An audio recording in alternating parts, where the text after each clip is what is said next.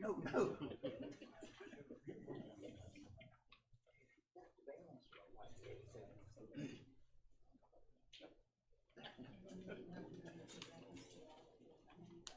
She didn't do me no favor.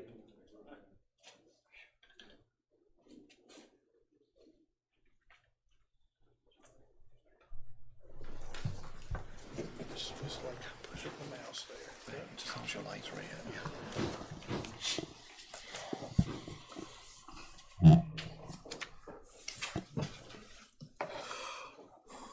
Excuse me.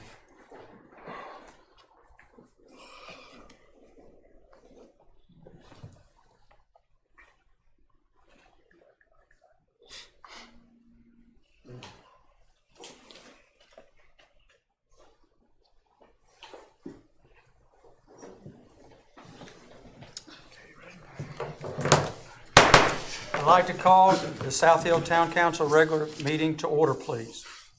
Shall we pray? Our most gracious Heavenly Father, as we gather here tonight, as we have said earlier, let us be mindful of the many blessings we have. And dear Heavenly Father, there are people around the world that are carrying burdens that only you can help and heal. As we go forward tonight and into the future, dear Lord, be with us, guide us, and direct us in all that we say. In Jesus' name we pray. Amen. Amen.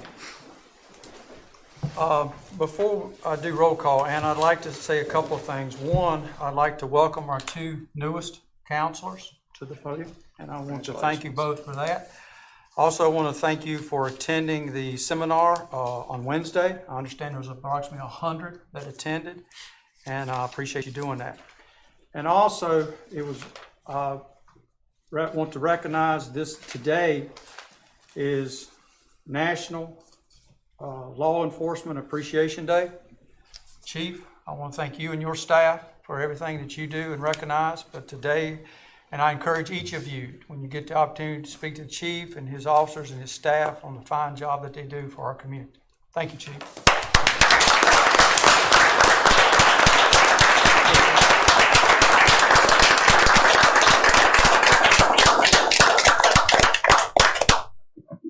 Okay. Roll call out. Lily Fagans Boone is absent. Ashley Hardy. Here. Gavin Honeycutt. Present. Dolores Luster. Here. Mike Moody. Here. Shep Moss. Here. Michael Smith. Here. And Joseph Taylor. Here. Thank you, Anna. Okay, Council, you have in front of you the agenda, but we have some additions to the agenda. Under item 7, we will introduce an addition to the agenda, a closed session to discuss legal matters involving consultation with counsel for guidance regarding town code interpretation. Also, under that would be item 8, where we would reconvene into open session.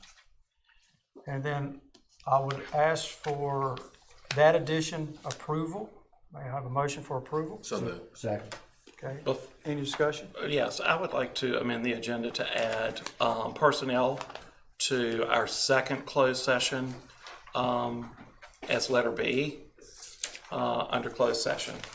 Okay, and I respectfully ask, can I do them individually? I'm gonna do. I have Oh, that's another- fine. I just want to Yeah. amend the agenda and Yeah. add that. Yeah, to- so I got one more than. Oh, that's fine. I'm sorry. Yes, No, sir. no, you didn't know. You didn't know. I didn't know. I'm sorry. All right, so we have a motion and a second for the first edition. Any discussion? All those in favor say aye. Any opposed?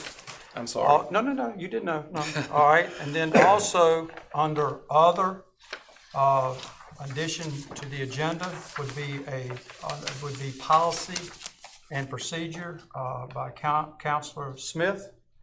Do I have a motion for approval? So moved. Second. Okay, any discussion? All those in favor say aye. Aye. Okay, Counselor. I'm sorry. No. you got it. So I would like to add to the agenda under personnel for the second personnel. I know you just told us that we were going in ahead of time, but under, this would be number 16, Mayor Marion, and would be to add personnel to that agenda for closed session.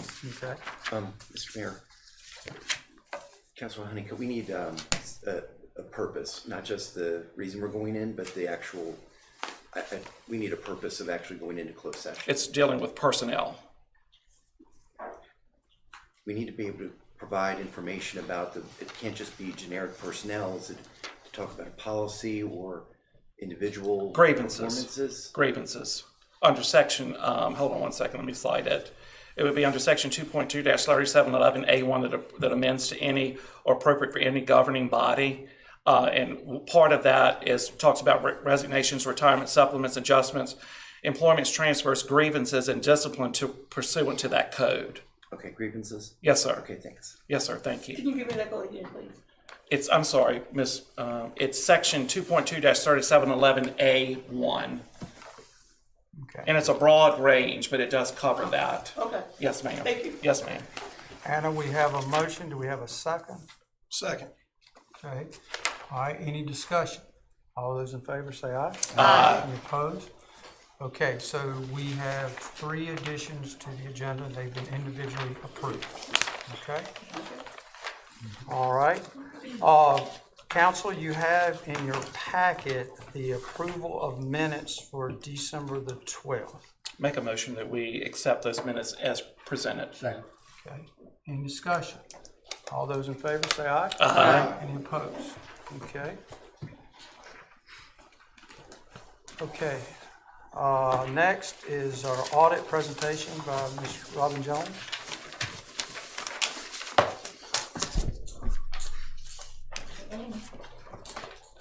These are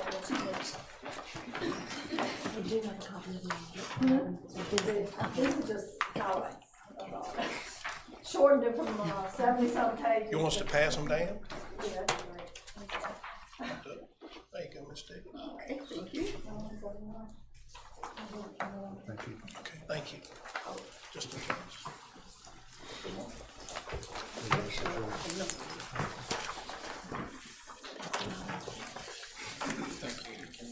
And these are just, it's the same, these are within your bound report. This is just the highlights of it that I was just gonna go over. So, okay, that's right. So the audit went well. I appreciate Sheila and her staff for being so cooperative and providing information that we could audit and made the complicated audit a little less complicated. So to start with, we have what we call an independent auditor's report. This is a little bit different format than it was the year before. We have very many changes, accounting and auditing changes this year went into effect. It's the same information, but it's just in a different order. They rearranged some of the paragraphs from the old report. But it basically says that in our opinion, the financial statements present fairly in all material respects the financial position of the town. And that means that we've done everything in accordance with accounting and auditing standards, and in all material respects. We don't look at all transactions, but we do base our audit on a materiality level that we follow. Going down to the middle of the page, there it says we implemented a new standard. It's called GASB Statement Number 87, dealing with leases.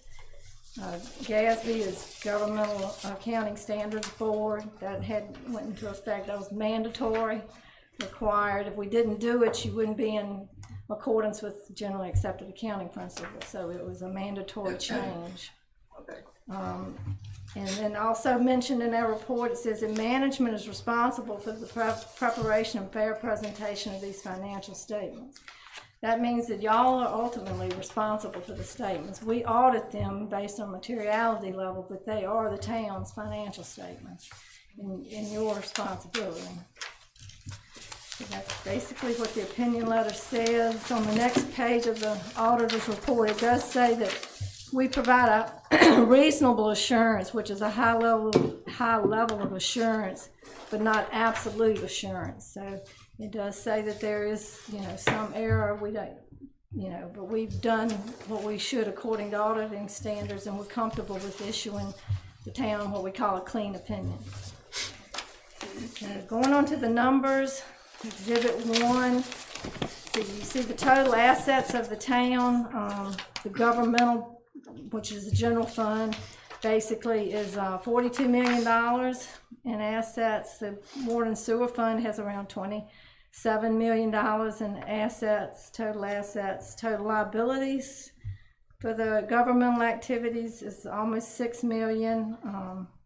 The liabilities for the water and sewer fund are around $11 million, giving a net position of $35 million for the governmental funds and $16 million in net position for the water and sewer fund, which gives a total net position for the town of $51 million, and that's a strong net position. If you want to call it your equity or whatever, that's what that is. Now, this statement's on a full accrual basis. It's got all the assets of the town and all the debt of the town on this statement. And going on to the next page, which is page 10 in the bound report, you see your change in net position, which if you want to call that your net income, that the general fund had $1.7 million, water and sewer 1.1, giving a total of around $2 million for the total town for the year, and that's again on a full accrual basis. Now if you go on to Exhibit 3, this is what we call the modified accrual basis. It's more like a cash basis statement, and you'll see that the cash for the town was $27 million for general, and this does not include the water and sewer fund. So your total governmental funds were around $27 million in cash. Total liabilities of $480,000 with a total fund balance of $27 million for your governmental funds. With next page on 13, your statement of revenues and expenditures, you had $3.7 million in an increase in your fund balance. Going on to page 15, Exhibit 5, this is your water and sewer fund. $27 million in assets with $7.8 million in cash up at the top, and a net position of $16 million for that. Your income for the water and sewer fund on page 16, $1.1 million for your net income for the water and sewer fund. All right. The next thing I wanted to go over was, it goes on to page 24. Now this is where that GASB 87 I mentioned was the lease thing. You'll start seeing, that's the first place you'll see a lease receivable mentioned. And then on the next page you'll see something called a right to use asset. So this affected money that you get if you lease things, lease land or equipment to somebody, and it's if you lease equipment from somebody, so it goes both ways.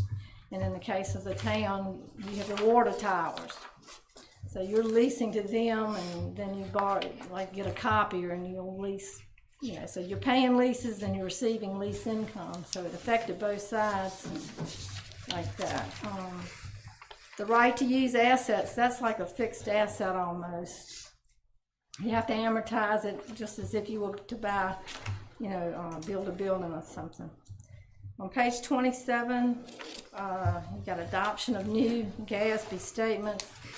Again, this is where it discusses the lease standard. Then we had another standard, 92, that really doesn't affect the town much, and then 93 really doesn't affect the town, and really neither did 97. And then you wouldn't notice it. GASB number 98, we changed the name of the report. I guess if you looked at your title page from last year and this year, one of them said Comprehensive Annual Financial Report. This says Annual Comprehensive Financial Report. There was a conflict with, they used to call this a CAFRA. I don't know if you've ever heard the term. But it stands for Comprehensive Annual Financial Report, and people called it CAFRAs for as long as I've been doing this. But it was a conflict with the acronym, so they had to change the first two letters and reverse them. So that's what that statement is all about. Okay. But it did change the title of your reports. Page 30, your lease receivable. This is where it starts getting into disclosure that you have to do for all these leases. You have to put down the terms of the lease. You have to do an annual payout schedule on the leases. This is the one for the water tower, the towers where the people are renting the towers from y'all or borrowing the towers to sell signals and stuff. Going on to page 31, your total net assets, capital assets for the town is a net figure of $12 million. This is all your buildings and improvements, streets, infrastructure, all that type of thing. If you go on to page 32, for the water and sewer, the net fixed assets is the bottom right-hand corner is $19 million. This is more your, water and sewer system and that type of thing. You'll see at the bottom of page 32 another note on right-to-use leased assets. This is where we're having to book the leases as if they're an asset and then depreciate it over the life of the lease. So that's brand new this year. That wasn't in that last year. And page 33, another big thing that happened this year was the new bond, the Series 21 bond. If you look on page 33, you'll see the increase in the debt for this year and where the Virginia Resources Authority was paid off with part of the proceeds of that. So your net debt at the end of the year was $10 million for the town. So that kind of went up from prior years. Page 34, more discussion on the leases. Again, this is brand new. This is what you have to do for lease disclosures to let them know what leases y'all are leasing equipment from. So they're now considering that like a liability, and so we had to put that on the books. And that's pretty much the new stuff. Your budgetary schedules on page 57. If you wanted to go over that starts on page 57. We have two more reports that we are required to do. Government auditing standards report, and that's on page 69. And I highlighted, given these limitations during our audit, we did not identify any deficiencies in internal control. So that means that we found everything as far as the internal control okay. And another report we're required to do because of federal funding that you received, primarily for the COVID money, that we're required to do this schedule because it was over $750,000. So this is called uniform guidance, and it just says that we found no problems with the federal programs that we audited. On page 76 just lists the federal programs you had this year, and again you can see the coronavirus funds were the bulk of it. If you didn't have that, you wouldn't have even had to do a uniform guidance federal type of audit, but you had it, so we did it. And the last page in the audit is your, I like to call your little report card. It tells you that you had no problems and no material weaknesses, no significant deficiencies, none of that in any of your areas, and that you're considered a low-risk auditee. And that's what that's saying. And that's it. Any questions? I do have one question, Mayor. Okay. I'm sorry, and just to educate me, Ms. Jones, please, I'm sorry. That's all right. On page 11, we were going through the different fund balances or whatever, the general fund. Right. So you excluded the water revenue and so Right. forth from that. So will you just explain that to me real quick so I can understand that a little better? It was the same way on page 13. Yeah, 13 is. It wasn't a part of the fund balance. Right, yeah, go over to page 15, exhibit 5. Okay, That's your water and, because water and sewer is considered a business operation. You're considered you should kind of make money because you charge rates yes, ma'am. to people. They consider that what they call a proprietary Okay, business type fund, and they have to be reported separately. okay, all right. And so the water and sewer, you'll never see as a call to governmental fund. It's Okay. called a business type or proprietary type fund. Thank you, And that's why you separate them in the audit. Thank you They're very- always separate. thank you. And the only place they show up side by side is way over on page very first, page 9, that exhibit 1, they are side by side. Yes, ma'am. But they'll always be separated. Okay. Council, what's your pleasure? I make a motion that we accept the audit rendered by Cradle Jones and Associates as presented. Second. Discussion? And thank you, Sheila, for your efforts and work, because She does a again, great job. they can only go off of what you give them. And so thank you also for being a good steward and being fiscally responsible there of what you're able to do back there. So thank you. Okay. Thank y'all for giving our firm a chance to do the audit. It's nice working. Thank you. Good place to do an audit. So essentially, we're good health for town. Fiscally. We have a motion and a second. Okay. All those in favor say aye. Aye. Any opposed? Okay. As mentioned earlier, as far as modification to the agenda, we will now entertain a motion to convene in closed session to discuss the following as permitted by Virginia Code Section 2.2-3711, legal matters involving consultation with counsel for guidance regarding town code interpretation. So moved. Second. Discussion, all those in favor say aye. Aye. Any opposed? Okay, we're now in closed session.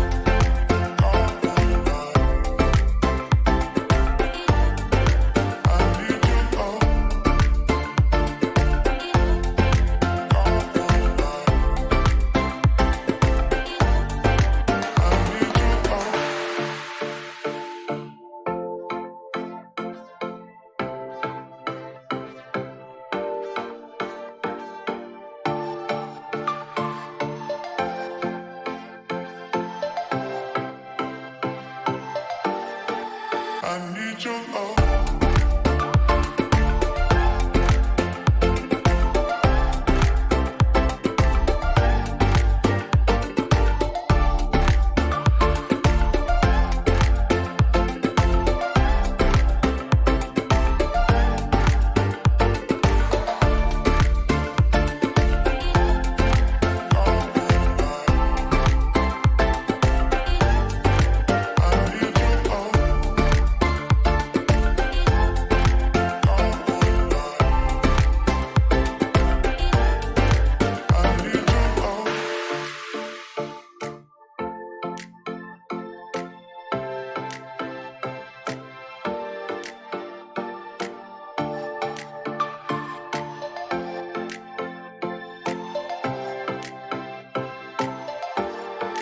I need your love.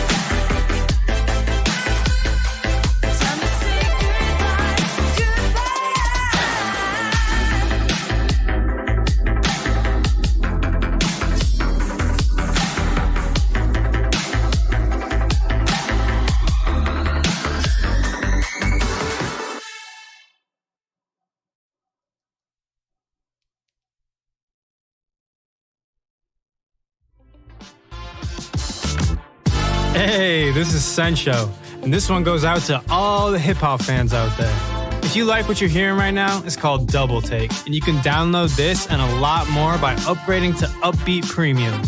Peace.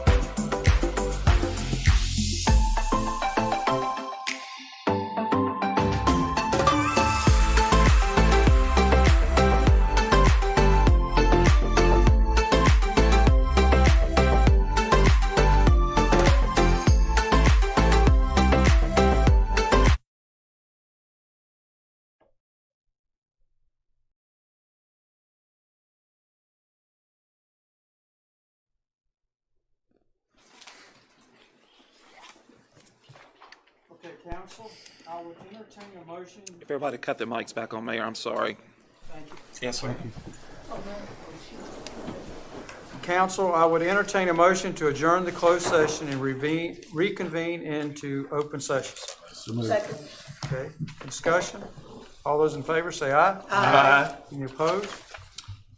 Council, I would entertain a motion to certify the closed session by affirming that while in closed session, there was no formal action taken, and that only public business matters lawfully exempted from opening meeting requirements were discussed, and only public business matters identified in the motions convening the closed session were heard, discussed, or considered. I would entertain a motion to certify this. So moved. Second. Any discussion? Roll call, Anna? Fagan Spoon is absent. Hardy, Yes. Honeycutt, Yes. Lester, Yes. Moody, Yes. Moss, Yes. Smith, Yes. and Taylor. Yes. Okay. All right, the next thing on the agenda is citizens to address council. If I'm reading by the agenda item, is that correct? Okay. All right, we had someone to sign up, Mr. Carroll. You'll come to the microphone. Mrs. Carroll. Miss, I'm sorry.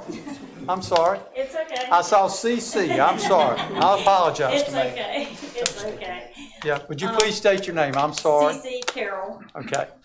I am here tonight on behalf of the Bass Nation of Virginia for the youth and the adult side of the tournament spectrum.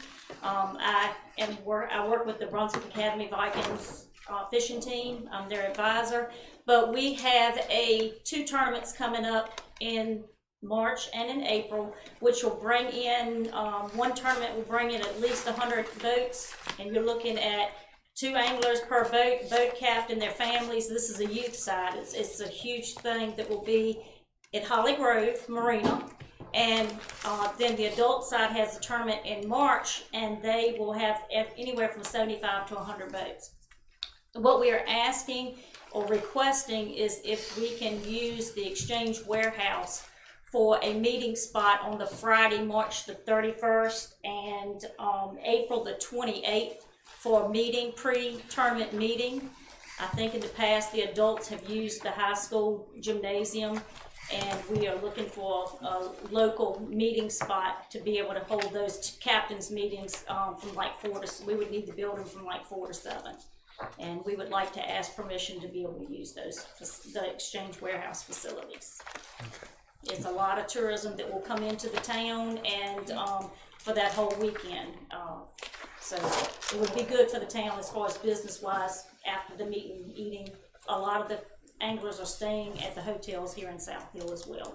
Mr. Mayor, quick question. I'm sorry. Could you repeat those dates again? Sure. At not necessarily the tournament, but the location that we would need the exchange was it building. March 31st? Friday, March 31st. April 28th? And April the 28th from 4 to 7 p.m. 4 to 7. That would allow time for us to set up and clean up after it's done. 4 to 6 or 4 to 7? 4 to 7 p.m. 4 to 4 7. p.m. to Thank 7 you. p.m. Yes, ma'am. Are those dates available, Kim, for the exchange? It is on the calendar that we just received. Did we get the request from the cancer folks? I know they do their thing in March too, but I don't think it's the 31st. We have not received it. It is not the 30th. If you bear with me 1 second, I'll be glad to give you the date for that was given to me. If you can give me 1 second. The date that I have for that is March 25th. March We'll 25th. be shagging 4 calls. Yeah. So there's your answer. As of now, and we did this, the chamber was involved in it. Our chamber was involved in it before. Are they helping you with this? Well, I have not personally been in touch with them, but I plan to be in touch with them this week. We just wanted to see if by chance that we could have the request the facilities. And I know that our youth administrator, I believe, has been in touch with the chamber, but as far as what they've discussed, I don't know that. The dates are available. Administratively, the way we've handled this before, I would encourage you to do this in cooperation with our chamber. Yes. Because that way it becomes a community event. and it simplifies everything. Oh, yes. But the dates are available. CC, will this be a meal and a meeting or No, just two sir. meetings? Just No, the two sir. meetings? It's just Okay. meeting, just Okay. meeting.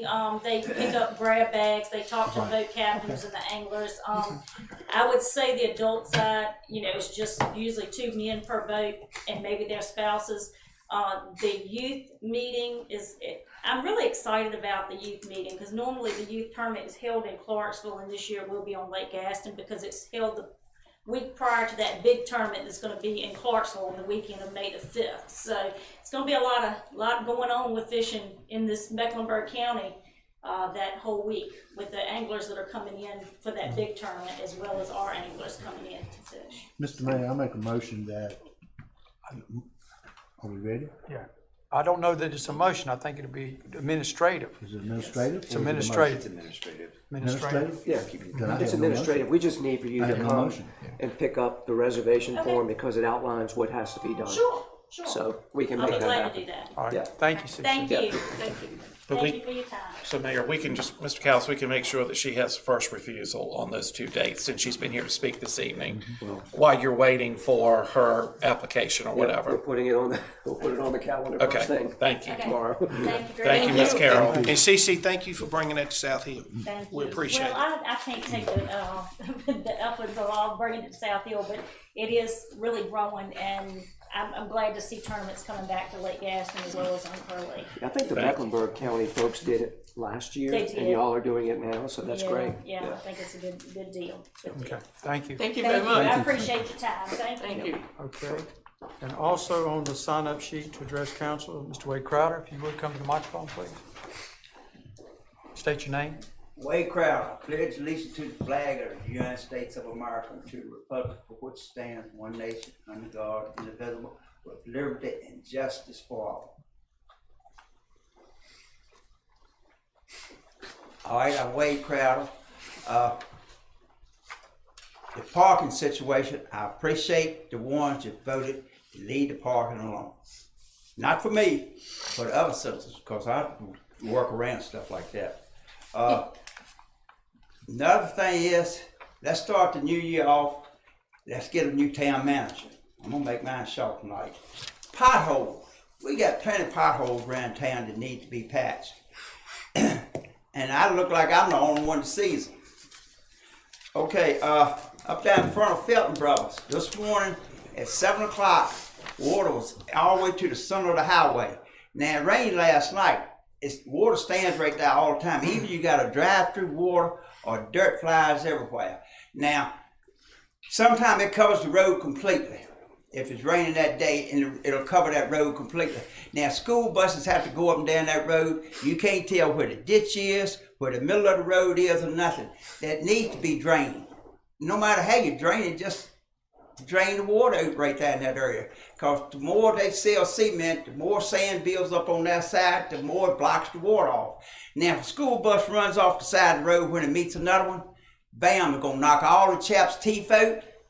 And then they can't get out the door because they'll be buried down in the mud, so everybody has to scramble out the back of the bus. I mean, it's the simple things that need to be fixed. 1 hour. They can fix it. But I've gone to the town twice. I've come to the town office twice, and I've called twice. That's 4 times, and it's just like it was when I called the first time. Year before last, didn't have any problem because the dirt level at Felton Brothers was down low enough to where the water would scoot across Felton Brothers parking lot. But now they selling so much cement that it just keeps building up and building up with sand and stuff like that. So y'all need to do something about that. That's more important than the parking and the town manager. That needs to be fixed. And I'm gonna give y'all a 39, 38, 37 seconds break. Mr. Callis, question. Have you been out and looked at what Mr. Crowder's referencing in front of Felton Brothers? It's the first I've heard of it, but I will look at it first thing in the morning. Okay, can we look at that and see what kind of safety issues he's referring to? Yes. I mean, do you know if CJ or Streets or anybody has looked at it? I do not. This is the first I've heard of it. Okay. Can we expect an update on that next month? Certainly. Thank you. Thank you. When it Or rains sooner. again, I'll let you know how the water back. Or sooner. All right? I'm sorry, Kim, I didn't hear you. Pardon? I didn't hear the last thing you said. An update, he's, Yeah, or I soon. heard him. I didn't hear you. Okay. I think he said or sooner. Or sooner. Okay, thank you. Or sooner. Okay, that's what I didn't hear. Thank you. Okay. Mr. Mayor, members of the council, we have a public hearing tonight.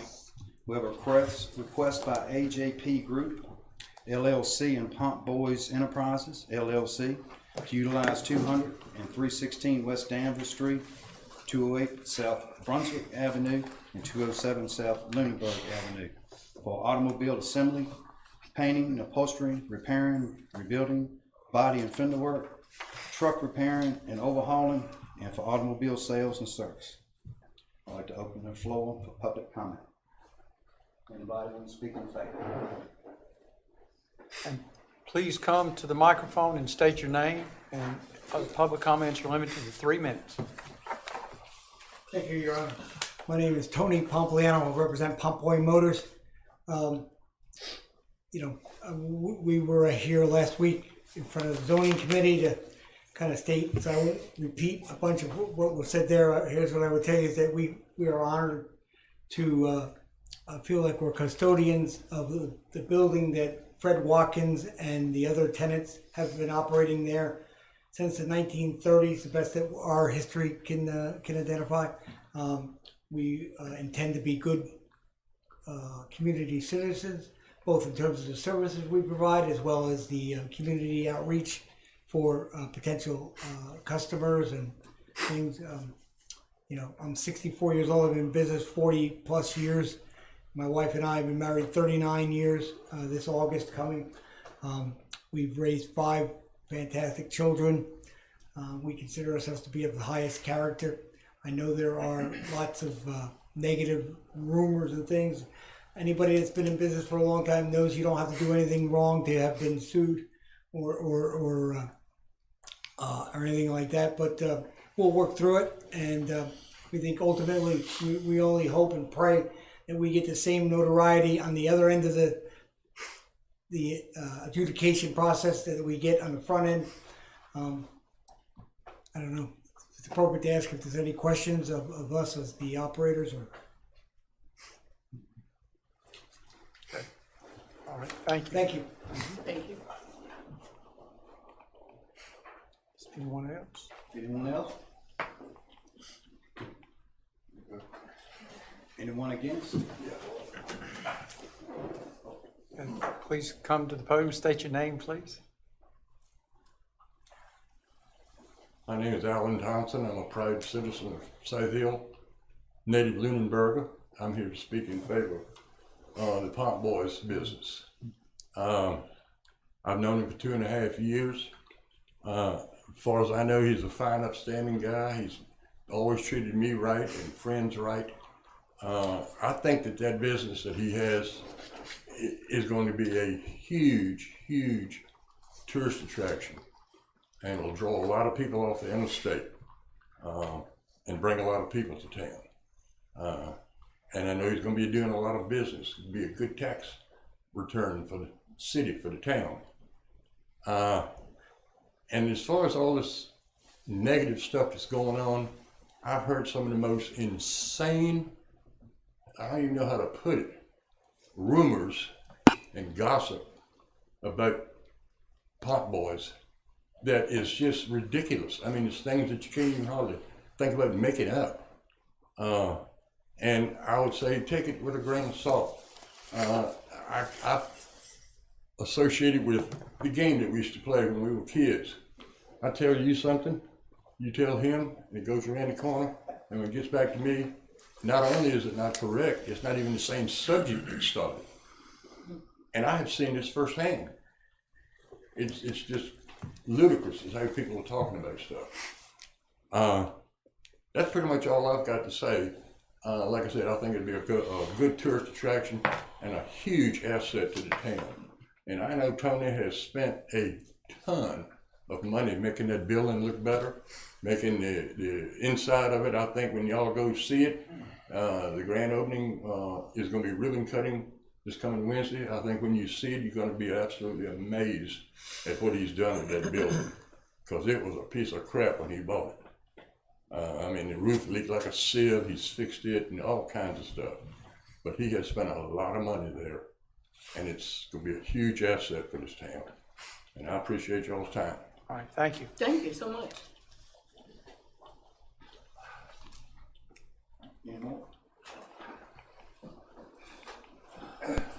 I'm Shane Grissom, employee with Pump Boys Motors. I would just like to say that they have given me a great opportunity to work with them. Since I've been there, I've seen the improvements to the building that we're working in. I've been part of that. I've seen pictures and heard a little bit of the history of that building, which is amazing to work in. I mean, it's pretty neat to be a part of that building staying alive, and somebody coming in and doing something like they're doing automotive wise. I look forward to the future with Pump Boys. I think they've got a good product, a good business, and I could say I'm honestly proud to be a part of it. Thank you.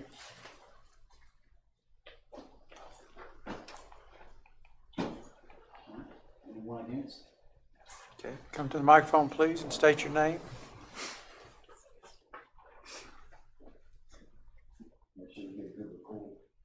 Doug Fashina.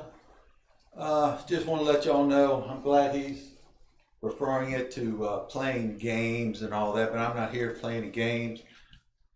Go online with the Roanoke Rapids Police. You will find out everything you need to know about Pump Boys and the many, many people that have filed complaints and lawsuits to them. So WRAL News has also done a report about the Pump Boys.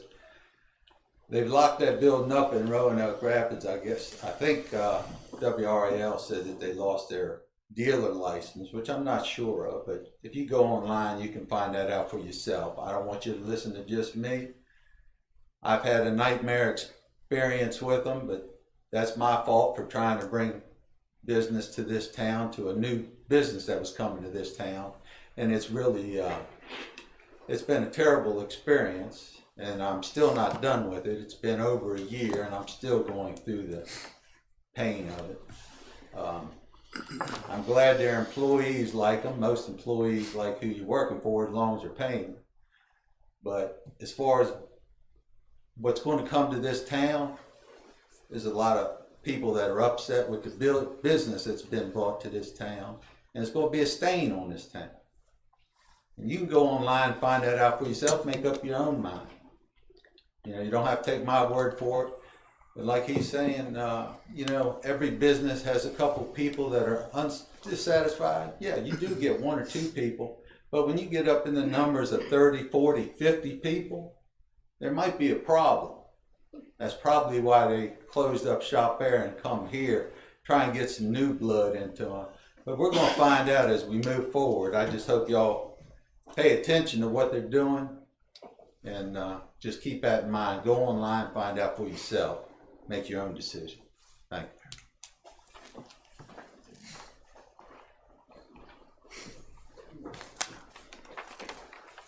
you. First of all, my name is Vernon B. Oakley Jr. I have been a citizen of this community since 1948. That makes me old. First of all, I'd like to congratulate the council and town manager and the finance manager for what a wonderful report that you got tonight with your audit and the finances of this town. Great job. Welcome to 2 new members of the council. Good to have young blood on it. I did not take anyone's word for it. I don't know, I don't deal in rumors, innuendos, or anything else. I did go online. I did find that the owner of Pump Boys was arrested in Roanoke Rapids, not once but twice, for elderly abuse. Why does that affect me? I'm old. Who typically has cars that would be restored? Those of us born in the 40s, the 50s, that knew about these cars, that rode these cars, that were fortunate enough, like me, while I was in the Army, to be able to buy a 442, an Oldsmobile. And I wish I had not had the second child. They had to set it so my wife could have a four-door car. But anyway, that's my story. In reading the Roanoke Rapids newspaper concerning this, after having gone online to what I saw on the sign, it was reported in the newspaper that the police department had received 35 complaints. Chief was quoted as saying he expected it to be at least 50. The police chief said, "We have a lot of red flags that have come up since we started looking into the business." Police chief further said that the police department has reached out to other agencies, including potentially the federal authorities, to investigate this and see what's going on. We're a small town. We have a wonderful police department. Do you want to tie your police department up investigating 30, 40, 50 complaints for elderly abuse and other problems that may come up? I understand that you can put stipulations on exemptions. I would encourage you to consider that. Consider what is going on. If necessary, postpone this for at least a month. Give our police chief and investigators an opportunity to look into these things for you to be able to determine what would be in the best interest of South Hill. My dog in the fight, the citizens of South Hill, Virginia. That's it. And by the way, get some good music on when you have to go on home. And put your sign, if you go before the Virginia Supreme Court, right in front of where the mayor is, the Chief Justice, there's that timer. And when you're standing up speaking, you're looking right at it. You're not having to glance over and catch it. Put your one right there, and do get some good music. Thank you. Thank you. Thank you. Anyone else?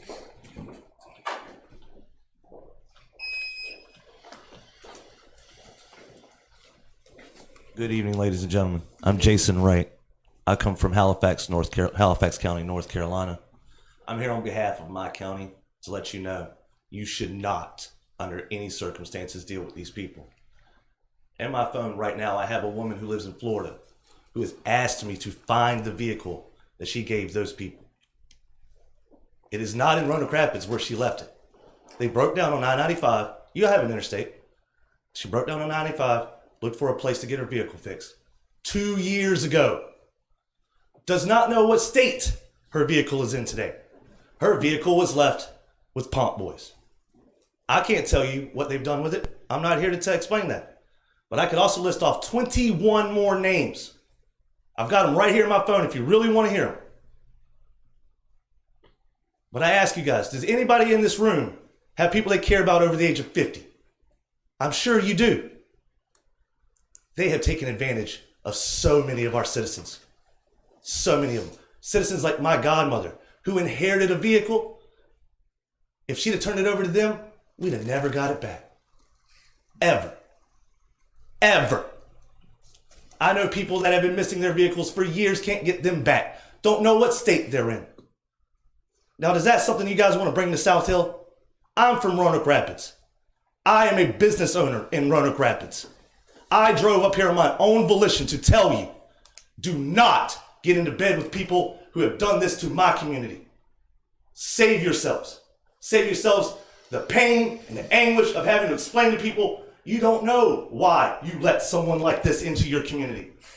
You have an opportunity today to stand up for you that my town didn't get. My town didn't get this chance. We've got, like he said before, 35 people. 35 people already complained, possibly more. There are people that have just given up. Just given up. How would you like any of that for your family? How would you like that for any of your church members? How many would you like that for anybody in your community?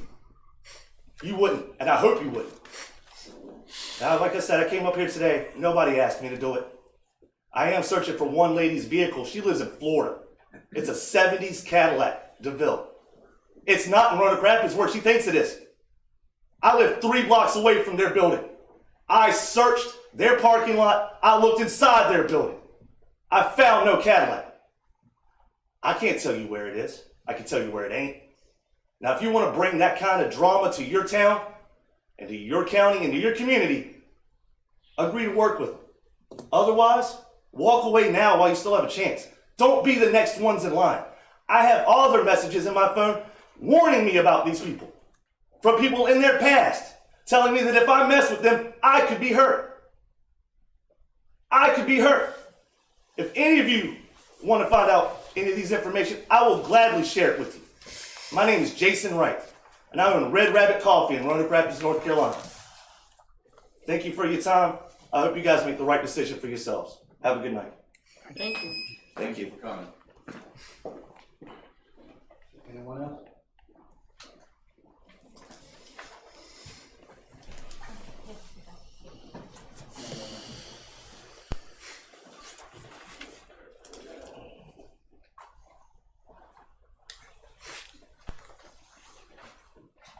Hi. Hello. I'm Vivian Pompliano. What's going on about me here today, so I thought I would come and address you myself. First of all, I want to say thank you so much for doing the sidewalks around our building. We really appreciate it. They look amazing, and I'm really happy that we're able to keep our customers safe when they walk. The sidewalks were really in bad shape and very broken up. So I want to say thank you to everyone who approved that budget. Thank you. I also want to start by saying thank you to law enforcement. I know today's their special day, so I'll just share a little something else. Pump Boys offers 10% off to all law enforcement, regardless of what they purchase at Pump Boys all year round. It's our way of giving back to the community and showing our appreciation for law enforcement. Last year we gave, I believe it was the largest donation to the Roanoke Rapids Police Department. And I know that that might seem funny, but it was even after they have been harassing me for a couple of years. It doesn't change who you are inside just because somebody does malice to you. I've been instructed by my counsel not to go into a lot of details today, but I can assure you, a lot of huff, a lot of fluff. We will get through this. We have dozens and dozens and dozens of happy customers.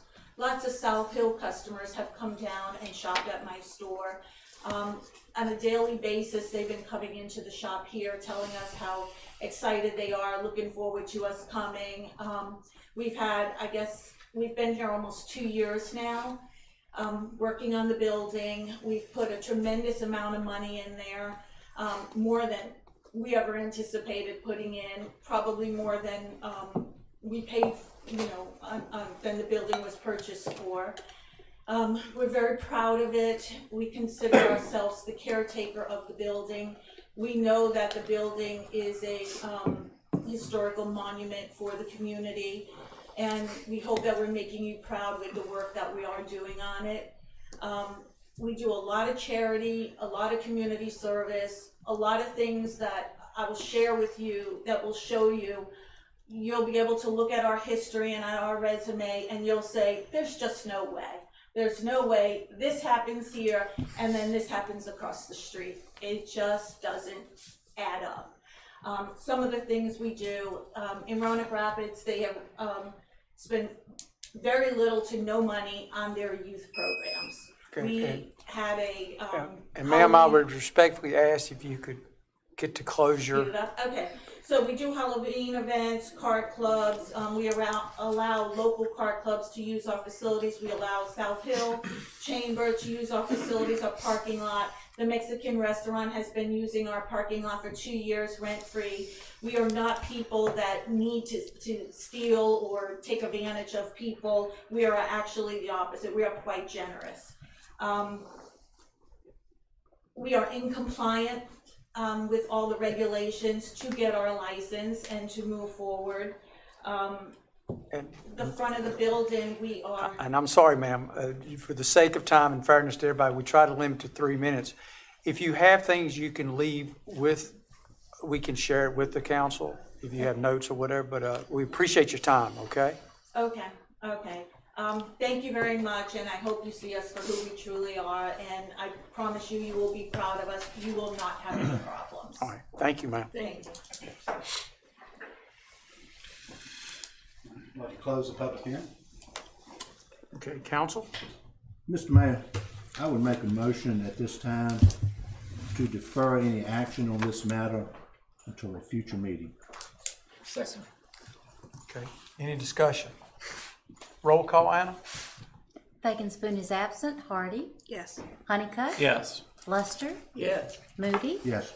Moss? Yes. Smith? Yes. And Taylor. Yes. Okay, thank you, Anna.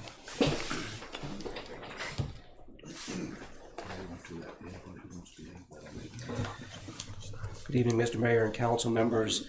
Our second public hearing is something that was discussed several months ago with the fire department, plans about the disposing of a vehicle and using the proceeds to help purchase a new vehicle. And that's what this public hearing is about. The notice was published in the December 21st and 28th editions of the South Hill Enterprise to inform interested parties that council will hear comments on a proposed $1.3 million loan Mr. Couch, to... Mr. Couch, I'm sorry to interrupt, but under public hearings, we have an item B.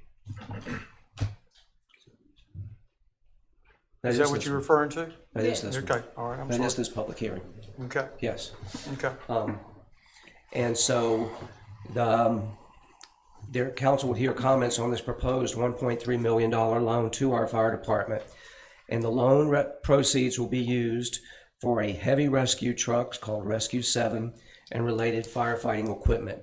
And as with other similar fire department purchases, the town will guarantee the loan payment, which means the town's full faith and credit are used to guarantee that payment. The South Hill Volunteer Fire Department received 3 bids from First Citizens Bank, which was the low bidder at 4.64%, and the other bidders were Benchmark at 5.34% and Touchstone at 5.72%. So the low bidder would be First Citizens Bank at 4.64%. At this time, I'd like to open the public hearing for any comments or questions. What were we commenting, questioning about? I mean, I still ain't caught up with it. So you want to get it along the fire department $1 million and some dollars? The bank, the fire department wants to borrow $1.3 million to pay for this heavy rescue vehicle and related firefighting equipment. The fire department is borrowing the money, but the banks require the town to guarantee the loan payment. So because we have to guarantee them, because the town guarantees it, we're having this public hearing. My name is Wade Crowder. The fire department does everything for this town. If it weren't for the fire department, we wouldn't have a town.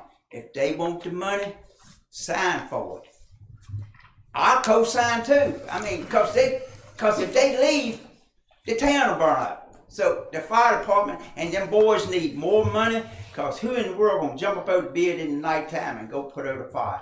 Even if somebody you don't even like, you gotta put the fire out. So take care of the fire department, because that's what takes care of the town. Thank you, Mr. Crowder. Other comments? So hearing none, we'll close the public hearing, and the recommendation is to approve the First Citizens $1.3 million loan and to guarantee the loan payment with a pledge of the town's full faith and credit for purposes of this heavy rescue vehicle and related equipment. So moved. I speak. Second. Okay. Discussion? Mr. Mayor? Yes. Just for the record, that the loan is for a 15-year period. Okay, thank you. Okay, we have a motion and a second now. Okay, Correct, Mr. discussion? Okay, all those in favor say aye. Aye. Any opposed? Okay. Thank you. All right. And under the town manager's report, have one item for you. Our staff has worked with the Southside Planning District Commission and independently to get information and capabilities and pricing on citizen notification systems. And we recently reviewed presentations and proposals from 3 companies that offer these systems. One is called GoGov, another one is called TextMyGov, and the last one was Voyant Alert. The prices for TextMyGov were $5,250 the first year and $3,500 annually thereafter. GoGov was $3,900 annually, and because of our affiliation with the Southside Planning District Commission, Voyant Alert offered a 10% discount off their $3,100 annual fee, and the price would be $2,790. All these products would likely meet the town needs to notify citizens of critical and important matters, a water line break, boil water, those types of things. But after reviewing all of them, staff recommends the Voyant Alert product. And what made that one stand out is it has the capability of not only mobile communications, but to landlines as well. Some people still have landlines. So all the systems require citizens to, when I say subscribe, they don't have to pay for the service, but they do have to sign up. So our recommendation is that Voyant Alert be the company that we use, and we can either include it in the upcoming budget, or we could appropriate the money to move forward a little bit faster. Question. If a citizen signs up for this system, you're saying there is no cost to that citizen whatsoever, correct? Well, text messaging, those types of charges, but there's no subscription cost. No subscription, okay. Yep. Go ahead, Mr. Luster. Okay, I just had a question about Voyant and their pricing. It says here there's an initial 10% discount because of affiliation with SPDC. Is that going to be ongoing or just the first year? The first year, unless we can talk them into 2, but then it's still $3,100 annually. Which is a good price, very good price. Thank you. Do we sign an annual contract, or do they have multi-year contracts? The town, that is, not subscribers, but the town.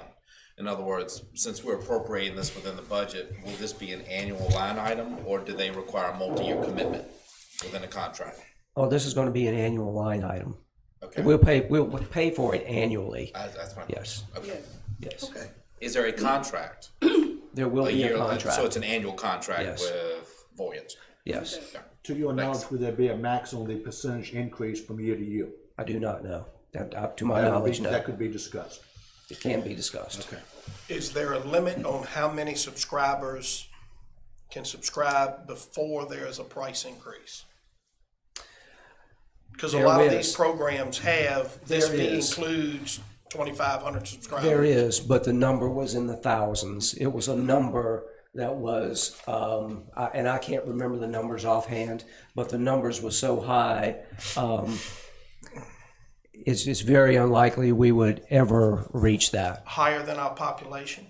I think one of them was 6,000 people, a population of 6,000. And who would have access to the system to administer the messages? Our department heads and our town clerk. And another question, would this apply only to the residents who live within the town limits of South Hill, or anyone who shares the 23970 zip code? Anybody, it applies to whomever signs up. Well, okay, anyway. I would think you would have more than 6,000 people sign up, because there are a lot of people who work in town that don't live in town. We asked that question, and the information that was shared with us was for populations of our size. If we got more than 1,000, they would be a bit surprised. Well, I know the chamber, when they were doing it a couple of 2 years ago, they had a significant number of people that signed up. So, although I'm in favor of it, I really would like to know that threshold and then what the fee is going over that threshold. Then we can delay action on this, and I'd just like to know that number so we don't have any budgetary surprises coming up. Yeah. Would you recommend us delaying? Since the budget comes up within the next 60 days? My suggestion, we told all of them that we are in the budget process and our new year begins July 1. and these prices are good. So we can delay this, include it in the budget, and get the answers to your question. We can pull out all, I mean, the contracts they sent us were several pages long, so some of them, so we can look at it. I'd just like to know all the information. Sure. Okay, then I would delay action and we will include it in the budget.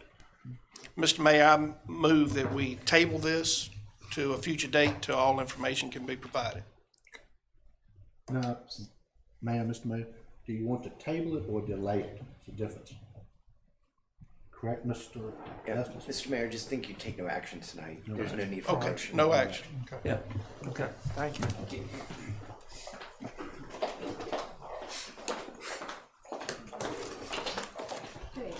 Good evening. I have one request for an additional appropriation this evening. As part of the town's fiscal year 2022-2023 budget, the South Hill Volunteer Fire Department requested and council approved funding in the amount of $55,000 for the purchase of Paratech heavy vehicle extrication stabilization struts.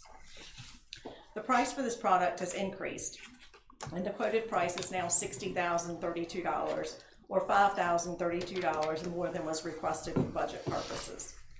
As it is not expected that this amount can be absorbed by the total fire department budget, we would ask that you appropriate additional funds so that the purchase can be completed. I make a motion that we move to increase, I'm sorry, Sheila, Ms. Cutrell, I'm sorry, would you say that one more time? The amount, it was a total of $5,032. $5,032 to reflect $60,032 for the new appropriation. Yes, sir. Second. Okay.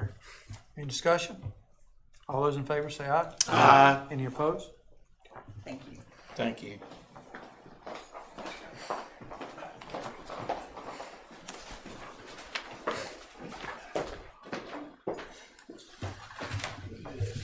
Mayor, Town Council, good evening this evening. The town has a piece of property at the corner of Tunstall Road and North Mecklenburg where our water tank is. It fronts on Tunstall.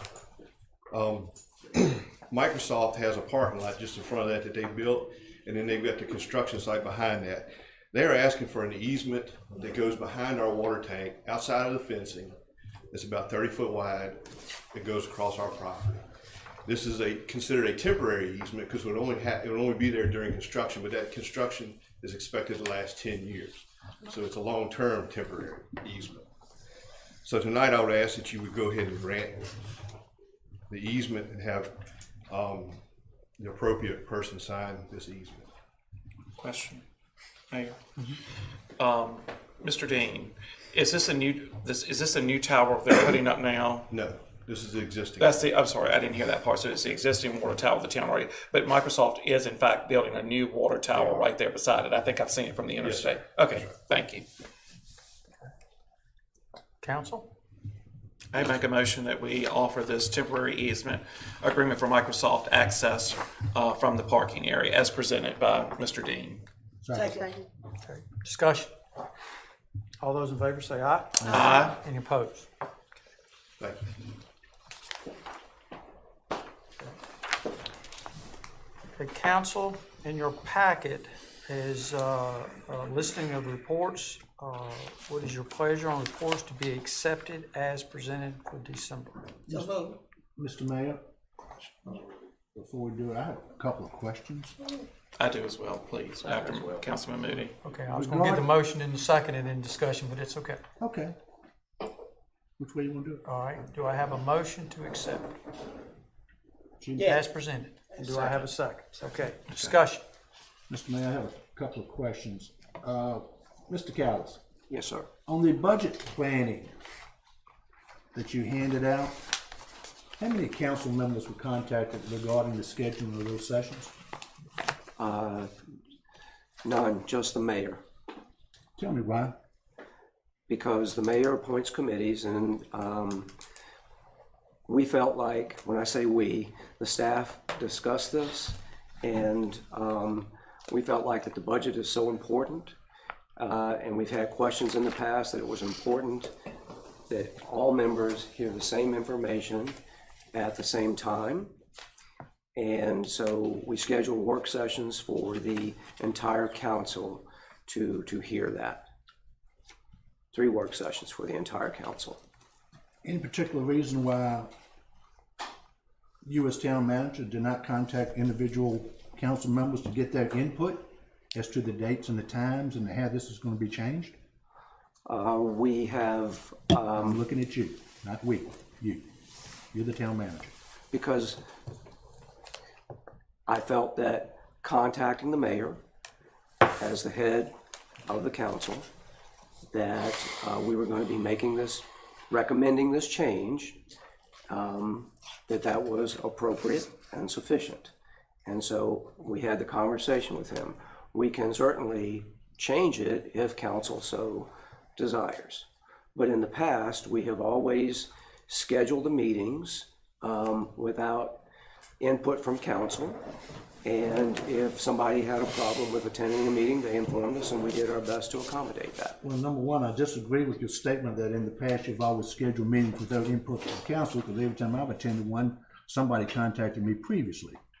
Number two, the last time I looked on this, and in all due respect to the mayor sitting right here, he doesn't sit on any of these committees, not the first one. We have a bunch of business leaders here, business people that sit on these committees, and you're asking them to take away from their work, mandatory to take away from their work. And I understand they can make their own decisions, but I just think that you should have, or you would have considered contacting each council member and say, hey, what do you think, before taking it upon yourself to put this in here? And Mr. Mayor, to piggyback on what Councilman Moody says, as we sit tonight, we still have committees in effect. So my question is, why did you see it in your purview or thought that you might have the authority to bypass our committee system? In the memo, it says, we are recommending this, I believe. It says it's recommended. Well, according to what this is presented, is not a recommendation, it's a mandate. And with all due respect, Mr. Callis, this council runs this council in the business of this council.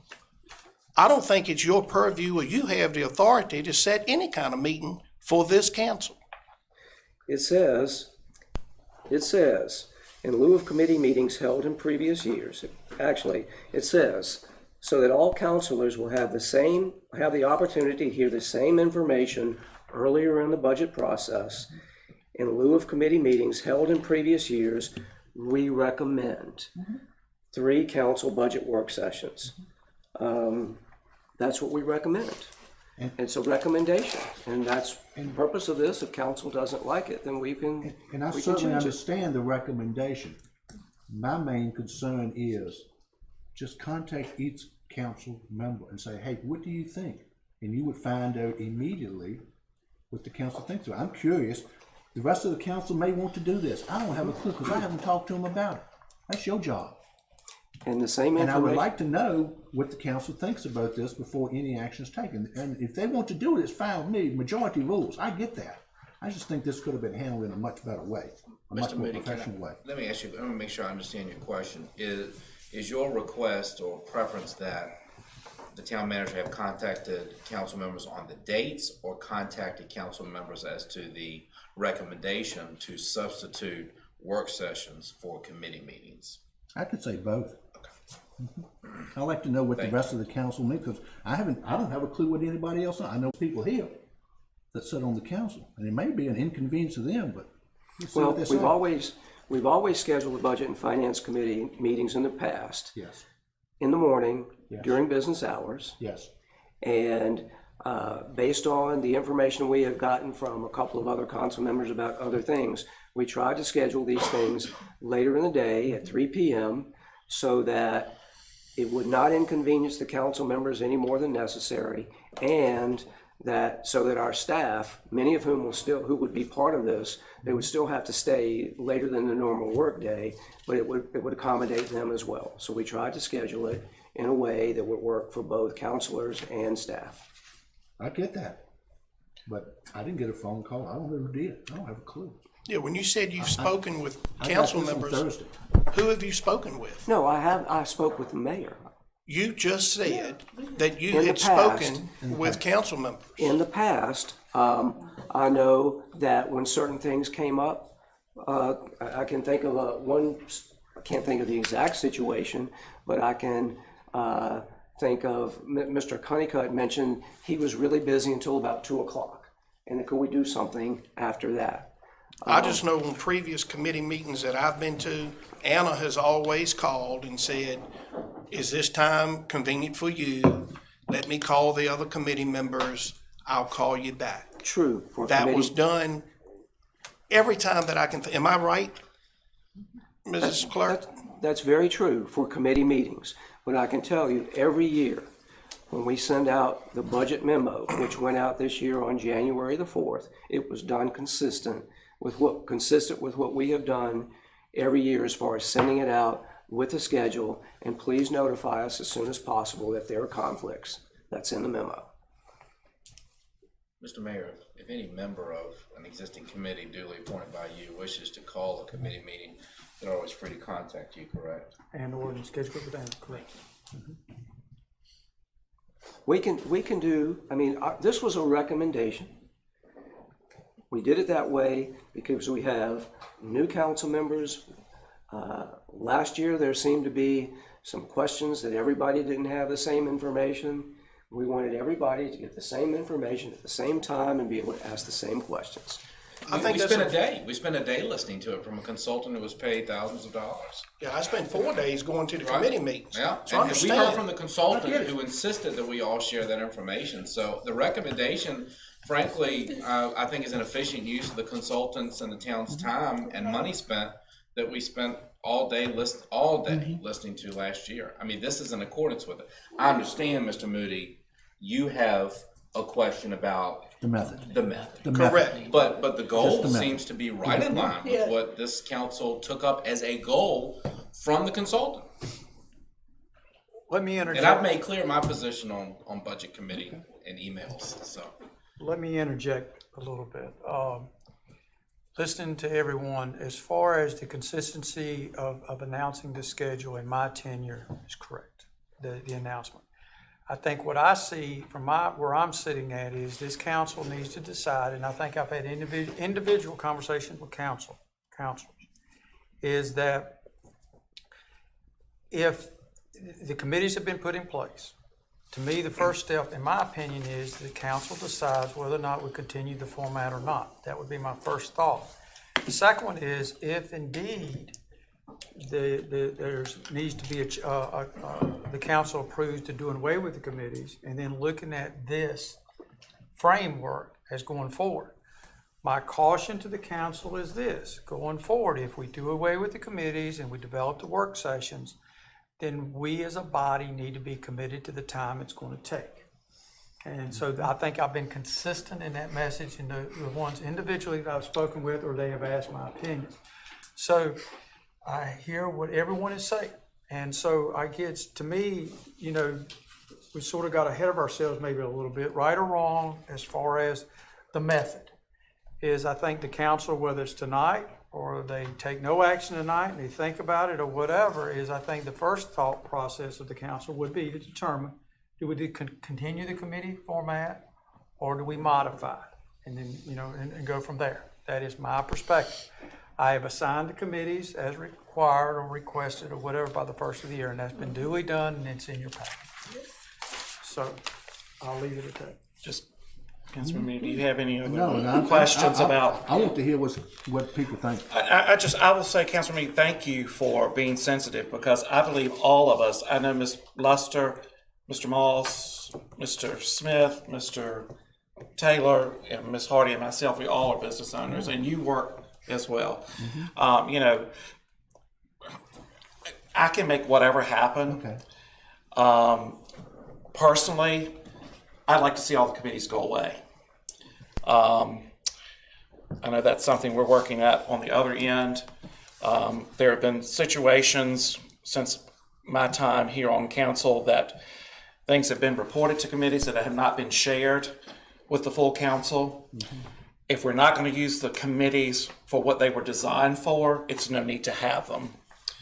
It's my opinion that we have been kept out from information from those committees for whatever reason. That's my opinion. And again, they're not established or being used. Like I'm on the street committee. We've never met. I'm on the cemetery committee. We've never met. Again, you can committee yourself to death. We are a body acting as a majority. The majority rules of this council at the end of the day. And it would be my recommendation, or I could do it in the form of a motion, that we do away with all of the committees moving forward. I second. And so that's in the form of a motion. That's in the form of a motion. And a second. Any discussion? I do have one question in particular regarding the committees and budget and the finance. And I'm gonna look at Finance Director Sheila. I did some research, and I know that Emporia does a budget and finance where they meet with the whole council. That's correct. The Is city that does pretty? not That's have been pretty committees. successful. It has been. It has been. During my tenure there, the meetings went very well. We held meetings. Most of the time, the ones we held were after hours. Okay. And they might go on, 2-3 hours. But the entire council had access to all of the information. Everything was presented to everyone as long as they were in attendance. Of course, there were times that some, council members were not able to attend, but it worked very well. Okay. Now regarding your motion, which has been seconded, I want to be sure I understand this, that if that motion passes and all the committees are done away with, and I'm going to use an example, something comes up regarding a piece of property. Yes, sir. The property committee would not meet. The entire council would comes have to to the whole body. Would come to the whole body at one time. That's correct. Everything moving Would you- forward. yeah, would you envision that to be done during a regular council meeting or a called meeting? Or a called meeting. Yes, Okay. sir. And let me I'll piggyback. Yeah, I'm just getting the clarification. And I'll piggyback that, Mr. Moody. I was elected 2 years ago to represent my constituents, and if it means me coming here, sitting 3 or 4 hours a night after I get off of work, and do the work of this town, I'm wholeheartedly 120% committed to it. I'm fine with that. So, and I don't have a problem doing that. Yeah. But again, I just don't think the committees are being used for what they are set out for. That's why I made the motion to do away with all the committees.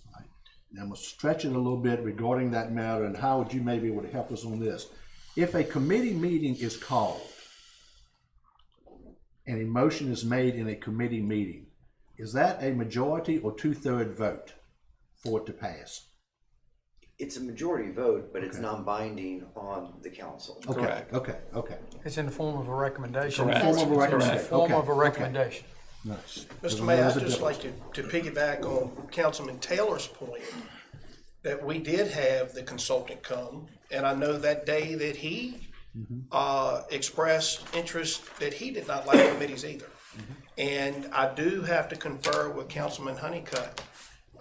As recently as maybe 2 months ago, we had in my opinion, maybe misinformation presented to full council or different information than was presented on a budget and finance committee meeting. So I don't have a problem at all with doing away to committees. To be honest with you, I don't have a problem with the budget work sessions. My issue is that is a council decision, not a town manager decision. We run this council, not you. That's fine. That's why it's a recommendation. That's clearly stated in it. Okay. Any further discussion? So we have a motion? Yes, sir. Can we repeat it again, Adam? I'm sorry, I don't know what I said. Can we repeat it The again? motion was to do away with all the committees. Correct. Okay, and we had a second. Okay. Any further discussion? I want to reiterate, my objection to the committee structure lies not with some allegation of suspicion of other council members or even administration, but rather a structural problem which I cite. So I guess to use a larger legislative example, my objection to the committees has always been that we entrusted a topic, a question, an issue to the committee. But the committee had no real authority to either pass or reject the matter. For instance, a matter goes before the Policy Review Committee, we make a recommendation to the full body. Full body doesn't have to accept the recommendation and doesn't have to reject it. They can table it, all sorts of options. The frustration with the committee structure for me has been that it really has no power, not for the sake of power, but for the sake of efficiency. Correct.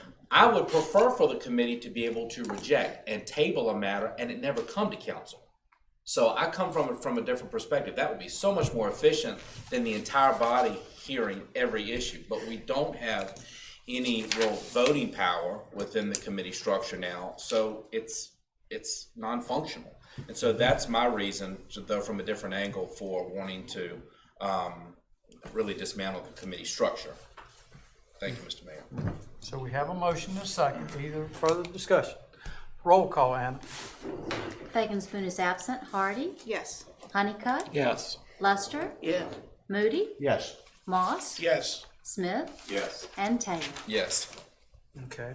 So, as I'm following the group, so we still have a question about the recommendation from the town manager on the scheduled dates, as I understand.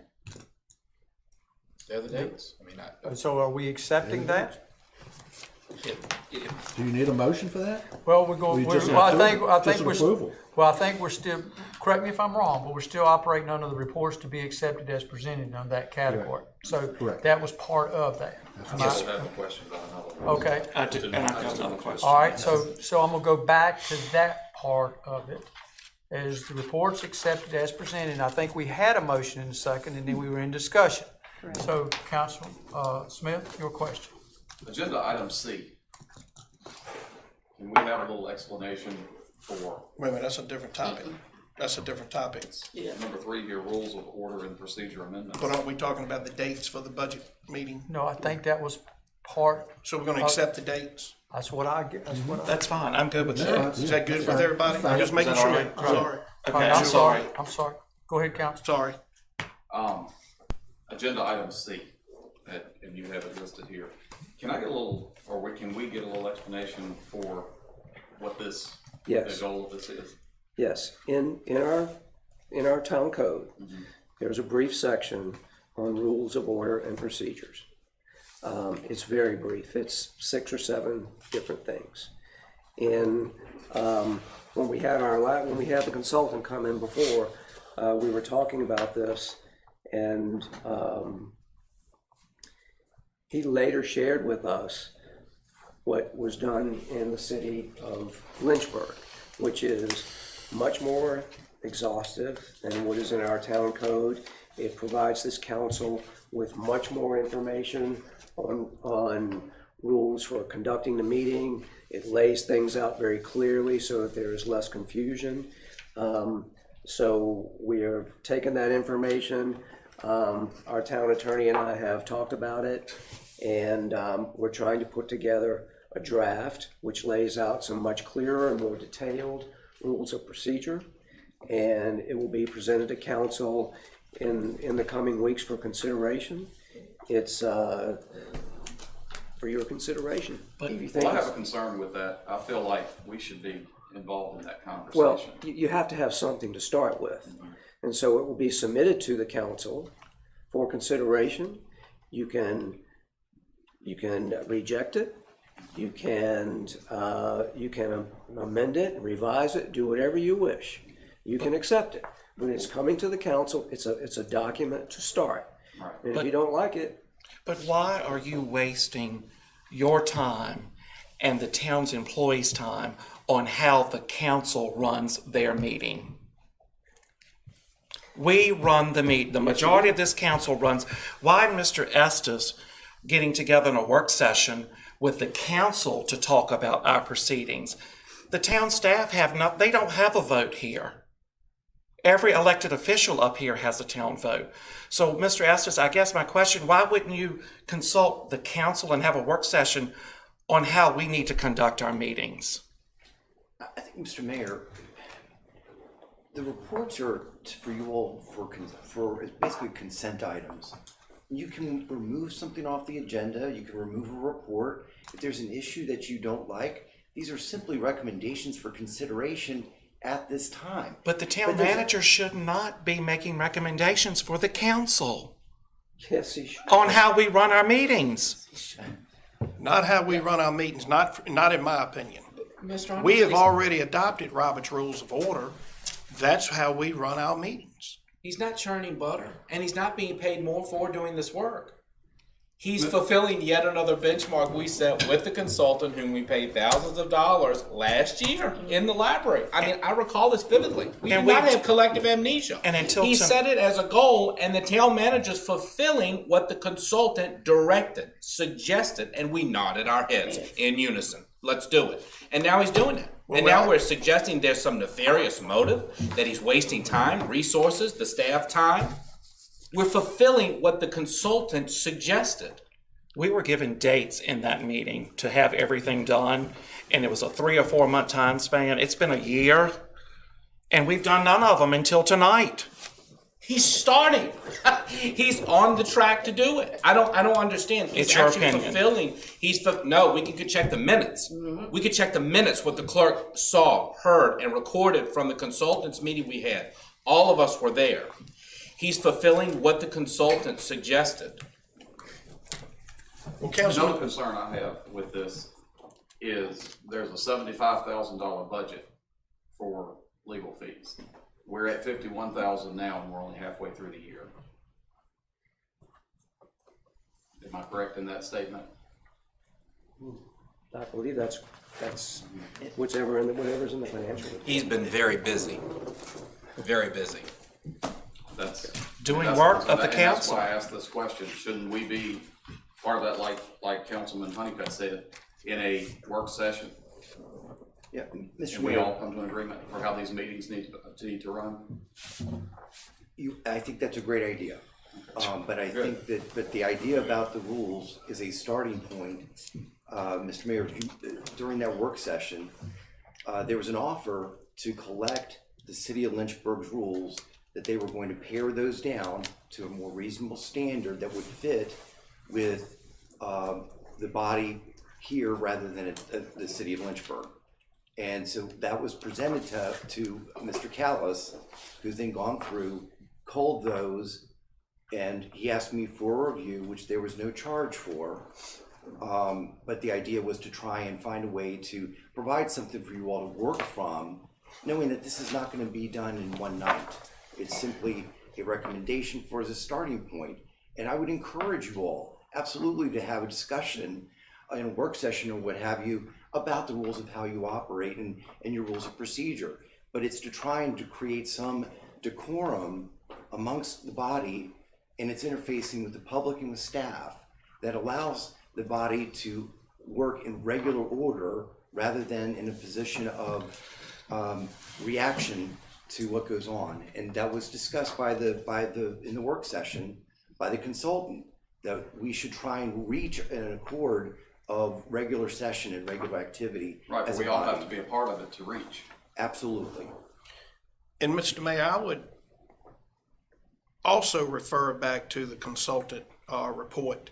As Councilman Honeycutt says, there's a host of issues, in my opinion, that are a lot more pressing and a lot more important to the success of this town that not only have not been concluded, we haven't even started them. And in my opinion, for staff to pick and choose what to do and not consult council of what we direct them to do, to me, it's just a complete waste of time. I agree, review and revise council rules, procedure, bylaws. I get it, it's in the work plan. But how about all these other issues and topics that are in this work plan within 6 months, within a year, that we have done nothing? We have heard no update from you. We have heard no recommendation from staff to address. We haven't heard any recommendations from town legal counsel to address. This council runs the council. You should be providing recommendations on what this council requests, not going on your own and picking and choosing. Now, that's my opinion and the perspective that I set. Well, first of all, I believe the two biggest things that he mentioned were the rules of procedure and the capital improvement plan. And the capital improvement plan was included in the budget memo so that we could incorporate it in this budget cycle. to date, since that meeting, a lot of things were discussed, but I don't believe we have received any direction from this council as a whole, which it has to come from the council as a whole, about other things. So the rules of procedure and the capital improvement plan are things that were put out there because we thought they were really, really important to the success of the town. And that is our job, to make recommendations. And I understand. And you can reject it. them. It is. I understand it is the town manager. I do have a question. When you go to rules of order and procedure amendments, and you were looking for a base to you got to have a base to start. That's right. I'm assuming that the Robert's rules, and I carry this with me every time I come. Robert's rules and orders would be that is the base where you're going to start, and then if you have to use Lynchburg or whatever, so I don't care. You can amend it from there up with the council's approval. That's correct. Okay, but that's going to be the basis. It's going to be Robert's rules. I believe that's in the opening paragraph of, which is also part of our town code. Okay, I just want to be sure we're clear on that. Okay. My concern is, again, if we're gonna invest money in seeking legal counsel, I would rather do it at one time rather than you going to him, then we have to go to him and come up with a plan. Well, in many cases, it's regardless of the issue, it will be an iterative process. I appreciate what you're saying. Everybody wants to save money, but sometimes it's going to take multiple consultations to get to the root of an issue. And as you know, with this being my first meeting, this one just hit me wrong. I didn't like the way it looked. Well, that's why it's going to be a draft, and so. Okay. Any further discussion? So we have a motion. Can we repeat the motion? The motion was to accept as presented. That is the motion. Do we have a? Yes. Do we have a second? Do we have a? Joseph. Okay, and we have a second? Okay, do we? Dolores made the motion and Joseph seconded. Okay, all right. I'm sorry, Mr. Mayor, I zoned out for 1 second. What are we voting on? The report, item 12, item 14, reports to accept as presented. I have a question about the finance report. Okay. I noticed, Mr. Town Manager, we had a capital outlay expense under facility maintenance of $11,610.93.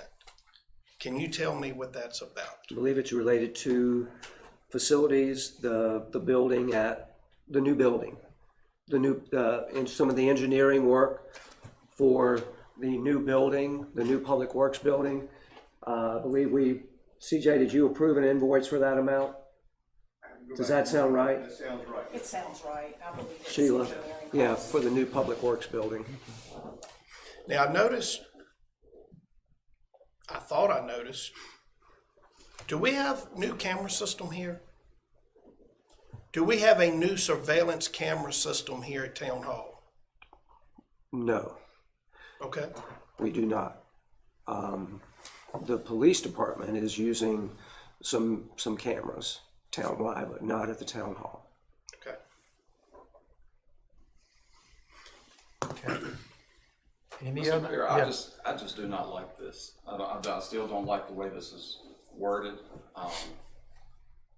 I would like to make a motion. Well, now we already have one on the Okay. floor, as presented, and we have a second. So we're in the discussion phase. Okay. All right. Roll call, Anna, on this motion. The motion to approve the reports, to accept the reports Reports. as presented. Fagan Spoon is absent. Hardy? No. Honeycutt? No. Lester? Yes. Moody? Bear with me, please. I'm trying, because we got.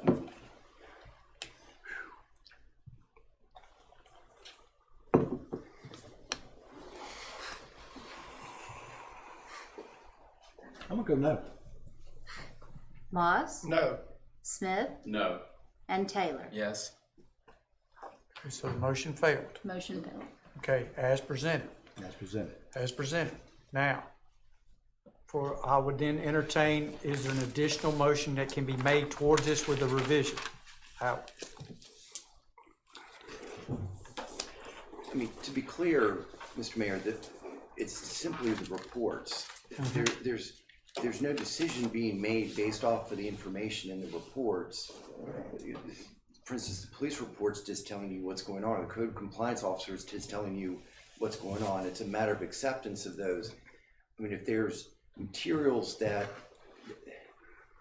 are being presented for future consideration by the council as far as something to be taken active, like the consideration of the rules.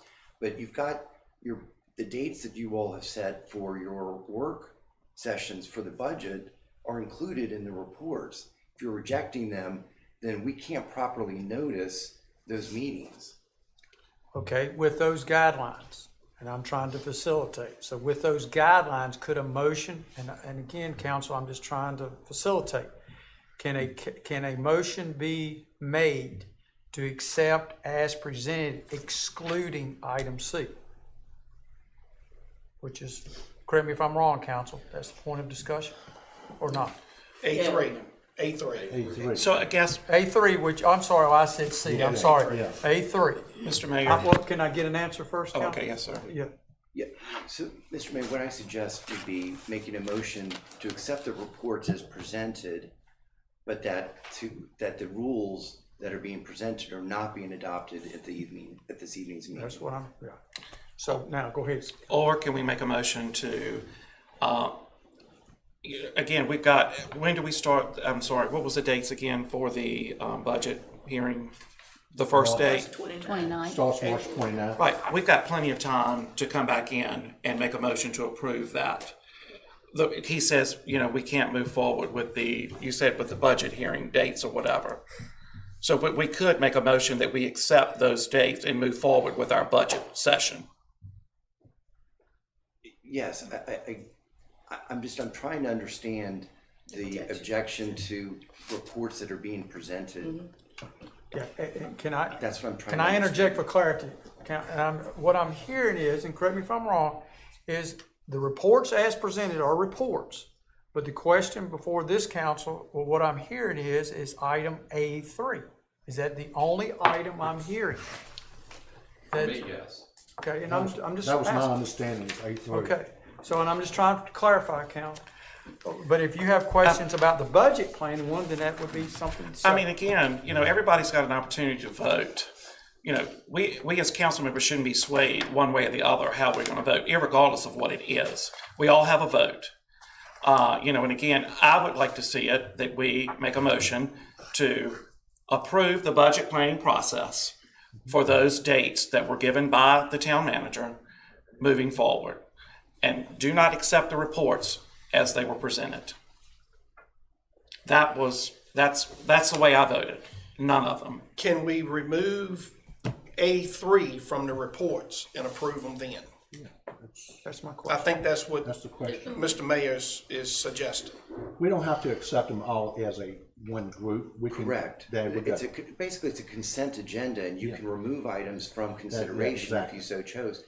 And again, when you've got things like the police report, there may be obligations at the state level that you're supposed to receive these on a regular basis. The finance reports, I know, are required to be provided to you and as part of your audit process and transparency. I don't think no one is not trying to pass the police report. Correct. This is all about A3. Right. If it's only about A3, then I am fine with you all removing that from the reports on the consent agenda for acceptance. Question.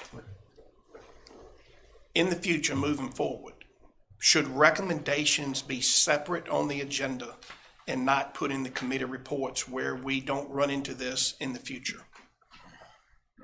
I've got some thoughts on that already. So, I think that we should look at developing a consent agenda where there's items that are for recommendations, and then you all have the discretion of removing items off of that consent agenda for consideration.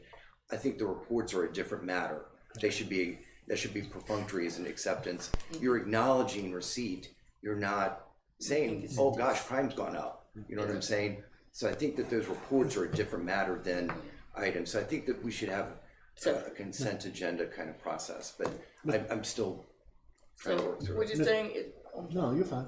so what we're saying is that we can pick and choose a little better as to the consent agenda, things that would just be reports, Correct. just reports, okay? Can stay in there. Other items, Mr. Mayor, nothing much. Mr. Mayor, with that being said, on the item 12, reports as to accept, I would make a motion that we report all the reports, we accept all the reports as presented, except for A3. Mr. Moody, to ensure the public is aware, the agenda that's received by the press, as well as us, reflects an agenda item C. All right. A3. Right, but Oh, it but the actually packet says is C. agenda item C at the top. And for the sake of the newspaper and all the public, let's just be clear as to how we identify it. I know why you're saying that, I get you. because you're reading this. I got you. Yes, but in our package, see. But in the packet it Since my says. motion has not been seconded, I can amend it at this Yes. point. Yes. I would make a motion to accept all reports as presented, except for the report regarding rules of order and procedure amendments. I will second that motion. Discussion. Discussion. So, Mr. Moody, so the agenda preparation that the press gets, is this the agenda that I'm looking at on my iPad? Okay, so that that's the agenda that the press gets. Yes. For clarification, and Councilman Moody, I'm not trying to argue, but it's under numerical number 12, reports to accept as presented, and it's letter A, Roman numeral 3, rules of order and procedure amendments. Is that the way the press received it? Yes, both of them are nodding yes. So I just for clarification. Okay. I had A3. Well, somebody keeps, Mr. Taylor referred to C, and I just don't see that on the agenda. I see it down further, but this is the agenda that the press receives, the same one that we send out And that's why monthly. my second motion came in the specific language Correct. of rules of order and procedure amendments. That eliminates 3 and C. That just spells it out. Okay. I concur. Any further discussion? Mr. Mayor, I would like to make a motion after, I understand I Let can't me just get but you- I want to know that I can come back to reference 12.3, after Councilman Moody's, motion is voted upon. Yes. Okay, so we have a motion and a second. Roll call, Anna. Fagan Spoon is absent. Hardy? Yes. Honeycutt? Yes. Luster? Yes. Moody? Yes. Moss? Yes. Smith? Yes. And Taylor? No. Okay. And Councilman Smith, you have a motion in reference to this? I do. I would like to make a motion because these are tax dollars that are being spent to confer with legal counsel. When it comes to order and procedure for town council meetings, I would like for a motion that that's only discussed with us if those budget dollars are being spent to confer with him concerning the meeting. Okay. I would second that. Okay, discussion. So is the motion that is the request, Mr. Smith, that the town manager cannot consult with the town's legal counsel outside of this body's permission on any matter? See, that's my concern, and I know you're referring to I'm referring to Roman the numeral way 3. this, yes, I'm referring to this. So it is your suggestion that no phone call, email, personal interaction can take place by the town manager with legal counsel on the subject, as broad as it really is, without the permission of town council? On the procedures for how, because I feel like town council can decide for ourselves if we want to make a change to the procedure to these meetings. I understand. Thank you. That's my point. Thank you. Okay, we have a motion, we have a second. Any further discussion? Roll call, Anna. Fagan Spoon is absent. Hardy? Yes. Honeycutt? Yes. Luster? Yes. Moody? Yes, I'll go along with that. Moss? Yes. Smith? Yes. Taylor? No. Okay. So, for clarification, that means I'm not gonna do any more work on this. Is that what I'm hearing? We can go That's over what that I'm in the hearing, work session. is that I won't do any more work on this, but anything that comes forward with it from the future on this topic would be from the town On attorney. this, just the meeting. That's Yes. what I'm hearing. Okay. We'll address it in a work session. Ironically, council, the next is committee reports. Okay. Hearing none. The next one is appointments. Council, in your packet, the 4-year IDA appointment of Jerry D. Reynolds expires on May the 5th, 2024. After serving on the IDA for 17 years due to several personal factors, Mr. Reynolds has stepped away from his seat. We thank him for his service. Randy Crocker has been contacted and is willing to serve out this term if council so desires. Do I have a motion for approval? So moved. Second. Any discussion? All those in favor say aye. Aye. Any opposed? Okay. Okay, when we modified the agenda earlier, we added under other business, I think, a request by Councilman Smith in regards to policy and procedure. And you probably just covered that under the reports to accept, did you not? Yes. Okay, so that's been covered. So you comfortable with that? Yes. Okay. But I do have a question for council. I spoke with Mr. Callis earlier today, and he suggested that I reach out to you. In the employee handbook, page 57, section 11.6, number 2, there's a reference in there to to employees of the town reaching out to council members. Can you elaborate on that a little bit and tell us how that got in the handbook? I don't have the handbook with me, so I don't know what the exact language is. Somebody's. I can help you.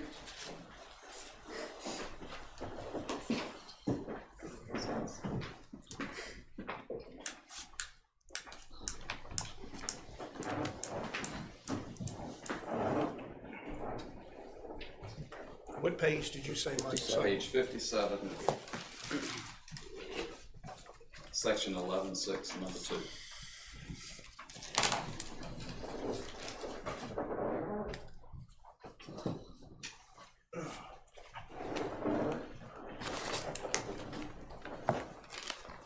I mean, I don't know how this came about as far as a personal handbook. I've seen this language in other jurisdictions. The reason I asked, Councilman Hardy and I, we were at a training last week, and they made reference to council members talking with town staff, but the understanding that we have received is that town staff is not to reach out to council, and there is a fear, and I just want to find out a little more information. I think the distinction is you're in the hallway and you see, an assistant finance director, you see personnel staff, certainly to say hello to them, hope things are going well, being cordial. I think this is what this is getting to is having, say, for instance, somebody who works in the finance director's office coming to you with an issue. That's outside the chain of command. You may not be privy as a council member of issues that may be going on with that individual. So it is to try and insulate the council members. Can you give me an example?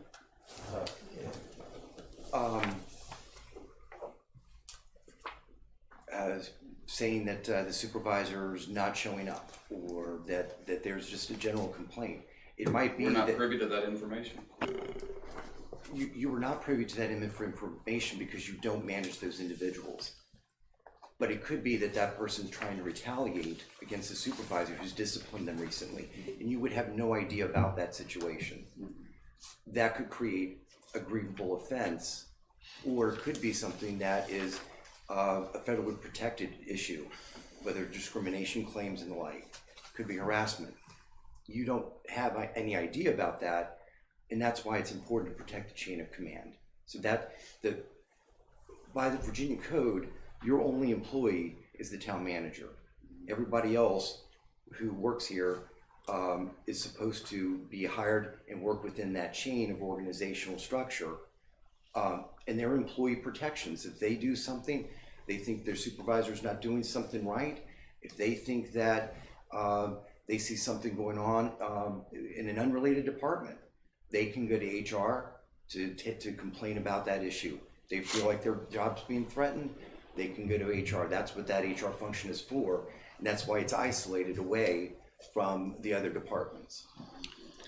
Mr. Estes, you mentioned other localities. I just had to update some of my training. I've done one. I can't remember which one I've done. The FOIA. I got the COIA to go. So in looking at some of those, and the facilitator that was on the video was a mayor, and I can't remember where he was from. Forgive me.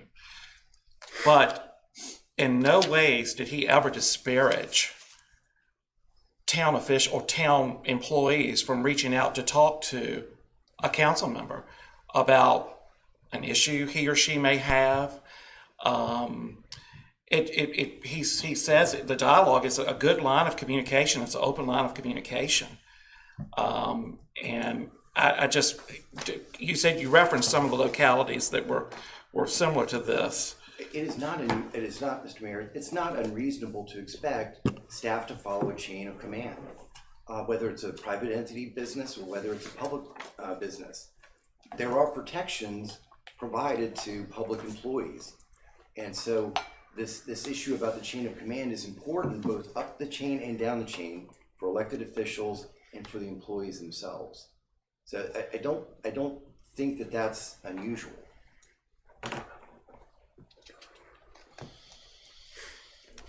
Okay, all right. Thank you for. All right, for clarity, we are now getting ready to go into closed session, but we adjusted the agenda. There's really two items, if not, am I correct in that? One is what was on the agenda. So I would entertain a motion to convene in closed session to discuss the following as permitted by Virginia Code Section 2.2-3711, A subsect 8, legal matter involving consultation with counsel for advice on a potential claim. Also, we adjusted the agenda in regards to Councilman Honeycutt as far as closed session involving personnel and grievance. Am I correct in that? Yes, sir. Okay. That was my motion. So I would That entertain. was A1, I'm sorry? and that fell under A1. A1, okay. So council, I would entertain a motion to go into closed session to address those two issues. So move. Second. Okay. All those in, discussion. All those in favor say aye. Aye. Any opposed? Okay. May we have a brief recess? Yes, 5 minutes. 5 minutes. Okay, thank you.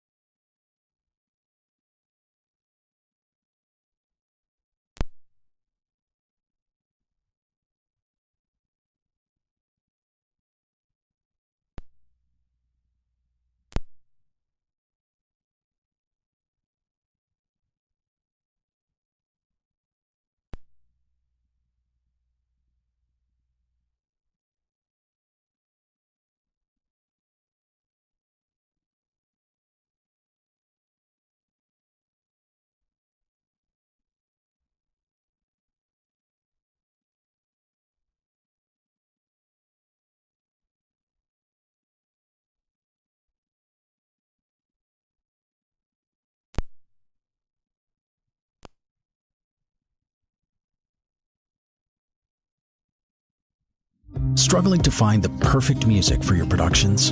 Musicvine is home to the best production music in the world for productions that demand more. License a higher quality of music with Musicvine.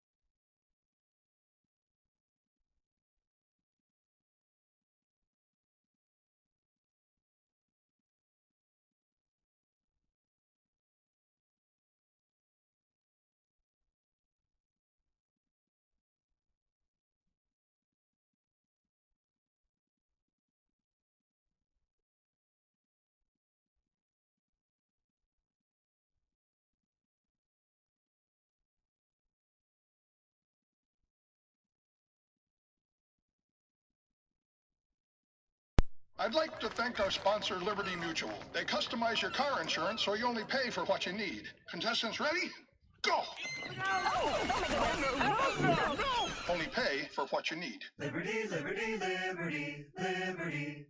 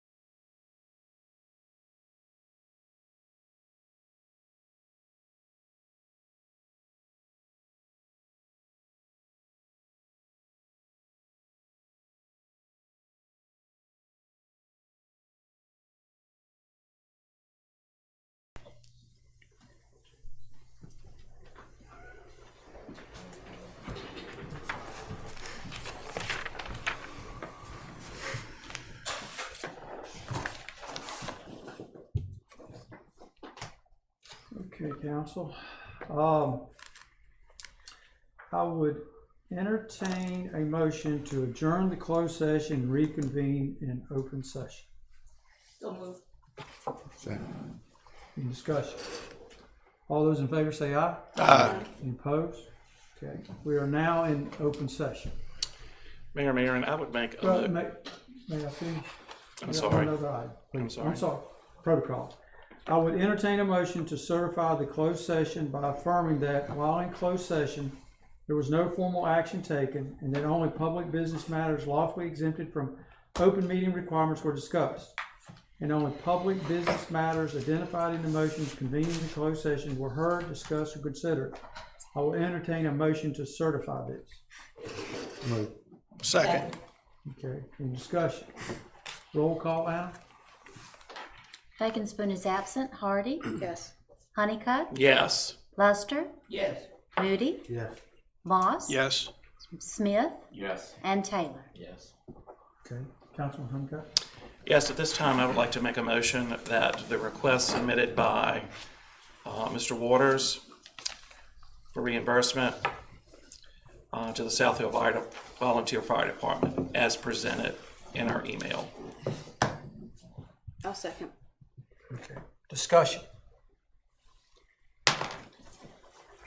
Okay, Yes. I would encourage the members to oppose the motion.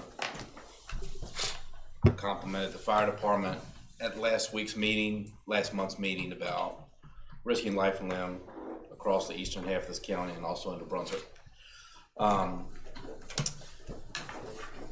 The motion refers to a previously extended legal disagreement between both the fire department and the town. The request, which I suppose has been entered into the record, it is now public record, is a request that the town of South Hill reimburse, to use that word reimburse, $18,200.94, constituting legal fees incurred beginning April 23rd, 2021, as a result of Attorney Missy York and Mr. Kim Callis' decision to, quote, show up at the station with an analysis that was created without any input or discussion from the nonprofit volunteer fire company. I'll read the rest. The refund is being requested due to, quote, the funds were spent out of our general fire protection equipment fund, period.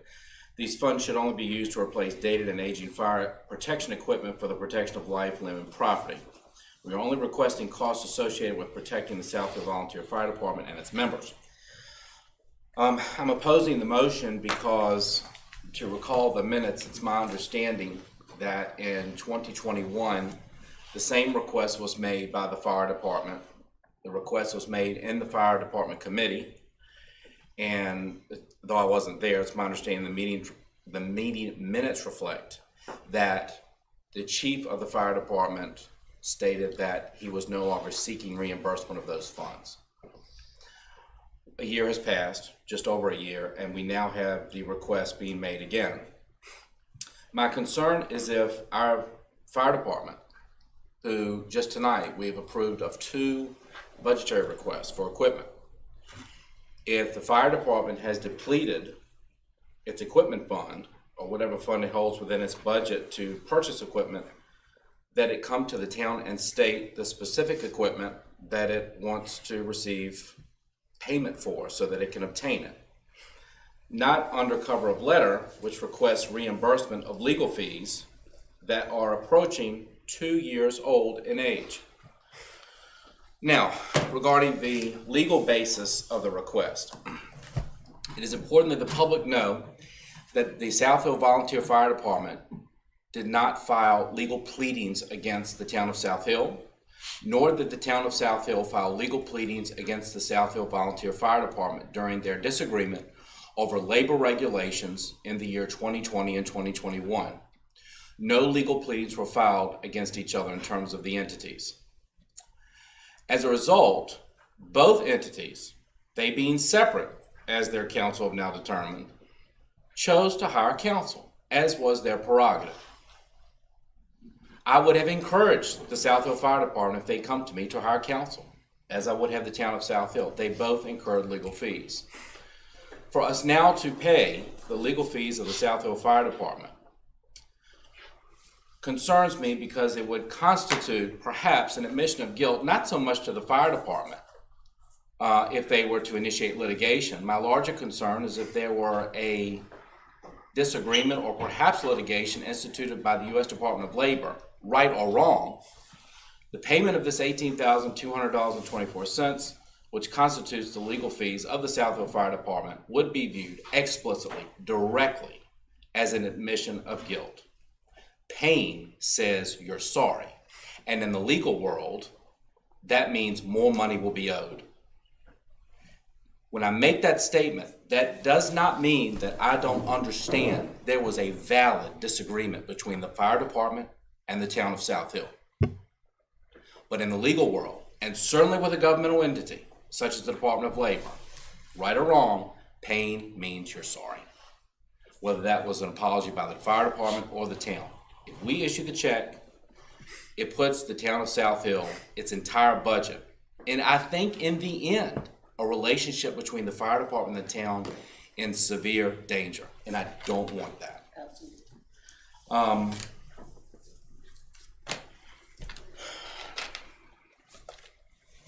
That would be my opposition to the request.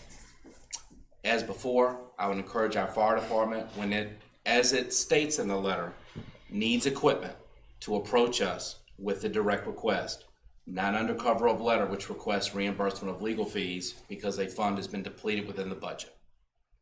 I will remain supportive of the fire department and the service it does to our town. Thank you. Mayor Marion, I want to set the record straight real quick.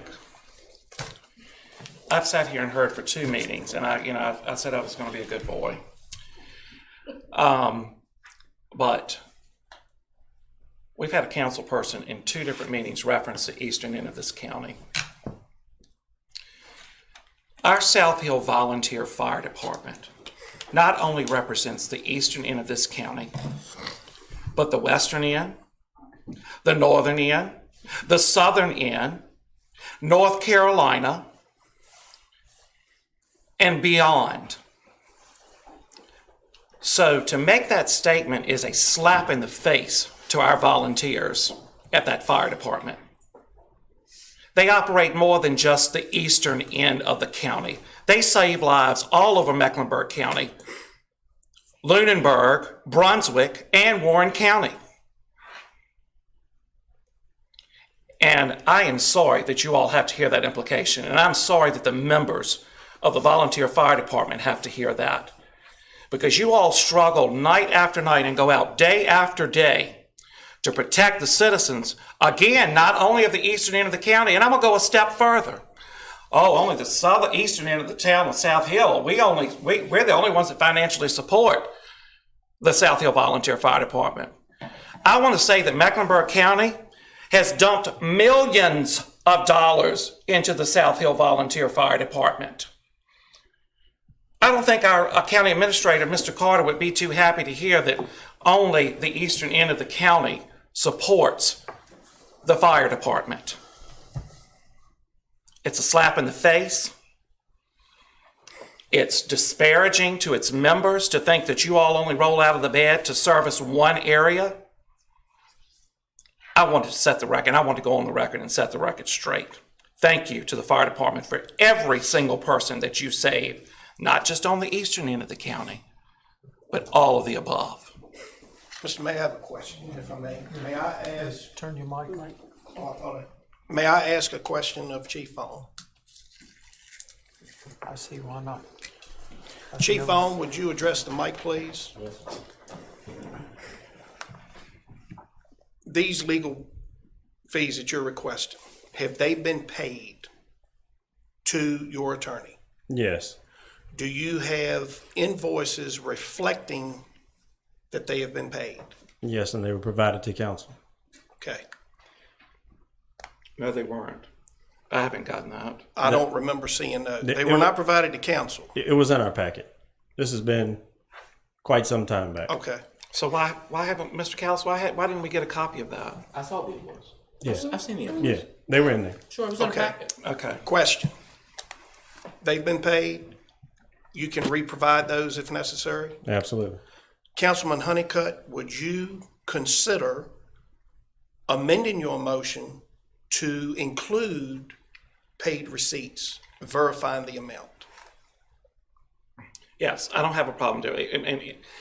And again, I'm going to trust that entity. If they told me they've done something, then I know they've done it. It's not a matter of trust, it's a matter of good business practice. For me, it's a matter of trusting the people that save lives. For me, it's a matter of good business practice. It's a good business practice, so yes, I will amend my motion. If they can present us invoices that have been paid by the volunteers, at that point, yes, I will make the motion that we reimburse after we see those receipts. I don't remember seeing them. Now, since you did reference in 2021, I believe, that y'all were withdrawing the request. So I never made an official request. That's what he said. I don't know where that come from. No, we didn't. We knew that there were still outstanding expenses, and we knew that there were things that we had to iron out. And whether you say a disagreement or no disagreement, at the end of the day, we were at home and we didn't do anything wrong, and someone came into our home. It wasn't my actions. It wasn't their actions. It wasn't the volunteers' actions. And I'm going to tell you something. I've said it time and time again, and I'm going to say it again tonight. We cannot absorb a $20,000 loss. We have tried. We have fought. We missed our fundraisers. COVID hit us hard. We had to shut down a fish supper. I don't have it. I don't know where to get it from. But at the end of the day, bud, we didn't do this, okay? Nothing's changed at that fire department. You got a 16-year-old little boy that stood up in front of you right now to join that fire department as a young child that loves that fire department, that would give his last breath for every one of you sitting in this room, including the badges on my shirt. I don't know why we have the disagreement. I can't answer that because I'm still going to get up every day and every night and do my job. I have never once said the town of Southfield did not support us. We could not do what we do today if it was not for you. But at the end of the day, they walked into our home because that's what that building on the corner is. It's home. And those are my family. And I will fight for every one of them in that building and every one of you in this town. And I will do it to my last breath. But I cannot absorb a $20,000 loss for something that we didn't do. We were told we broke laws. We were told we violated regulations. We had to sever ties immediately. And an analysis was formed behind our back without our knowing. It was completed on the day that they walked in the building. That was done with an attorney with taxpayers' money. And you have a problem reimbursing your volunteers? I have a problem with that. Vice Mayor Moody, I think we referenced minutes from a meeting where it had been withdrawn. Is that correct? Yes, are you asking for an explanation? Well, That would be yes. Okay, yes, sir. First of all, Mike, I'm in favor right now. Yes, sir. Of repaying the fire department. My concern is this. During the fire department committee meeting, I'm taking them from the minutes that were adopted. Chief Vaughn, and I'm quoting, Chief Vaughn presented copies of invoices from Kaufman and Canola totaling $18,200.94. He then stated that the Southill Volunteer Fire Department was not requesting reimbursement of these legal expenses. My only concern is December the 13th of 2021, you represented that the fire department didn't want to be reimbursed. Wait a minute, and now we get a letter that you do want to be reimbursed. Can you just tell us what happened, please? So that basically at that time, there was no official request. We just provided what it cost us and where we were. We didn't know what else would come. We also had to look at budgetary numbers, and our president and treasurer does a fantastic job of keeping up with them. But I will tell you, when COVID hit and we started to lose income, we didn't get the donations that we did. Bucket drives were down. We had to close fundraisers. We have absorbed the best that we can. But what I can tell you is we anticipated the new truck coming in at 3% at $101,000 a year. It came in at 464 at $122,000 a year. That's a loss. The brush truck came in at $2,003. We budgeted $40,000. It came in at $86,000. We absorbed that cost. We were not able to purchase the turner gear this year because it went from $2,200 to $3,200 a set. I don't have it. We don't have rainy day funds like that. And so, unfortunately, we have worked very hard to come up with a plan to try to make it not happen. But we just don't have it. And where the money went was in legal fees. And I'm going to be honest with you. Had we been adults, and we had a conversation in that room or at that fire station as adults, this would have never happened between both parties. And we could have talked about this like adults. Instead, we didn't. And we hired an attorney. And we came after your volunteers, your volunteer fire department that loves each and every one of you. And I'm not okay with that.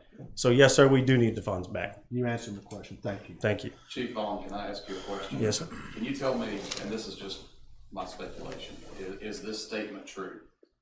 If you had received a call that said, hey, you and I are gonna sit down and we're gonna talk about the issues, we're gonna come up with a solution, and I'm gonna have I'm bringing an attorney with me, but only to make sure that everything that we agree to is legal, would you have avoided seeking legal representation then? Yes, I mean, we've worked with the town from time to time with legal counsel, but this time they walked into our home with an analysis that was completed. We had no input. We didn't get to say anything, and was handed to us and told us, you broke laws. Mr. Mayor, I have a question. So, Mr. Vaughn, okay, was that the very first meeting? Yes. That was at the South Hill Fire Department in our day room. The day that Mr. Callis and Ms. Ms. York York showed up at the fire station. So what you're telling me is at that point, they already had an analysis. It was done. It was handed to us on the tables. Do you have a copy of that? I do have the originals. So it said in those papers that you all were breaking the law. It was very tainted and one-sided. So if we already had an analysis from our lawyer, something doesn't add up. Mr. Honeycutt, we were backed in a corner. And I'm gonna tell you, ultimately for us, what happened is you have an attorney and we didn't know what to do. I'll be honest with you. And we love the agency and we will not give up the agency. And we will fight for the name that's on that sign and for that property. So at that point, we didn't know what to do. We were backed in a corner. They had an attorney, they had an analysis, and we were told things that we were doing wrong. So was the fire committee present that day as well? No. It was okay. The fire committee wasn't involved. We were told that we couldn't go. I'm on the fire committee. Okay. All right. Okay.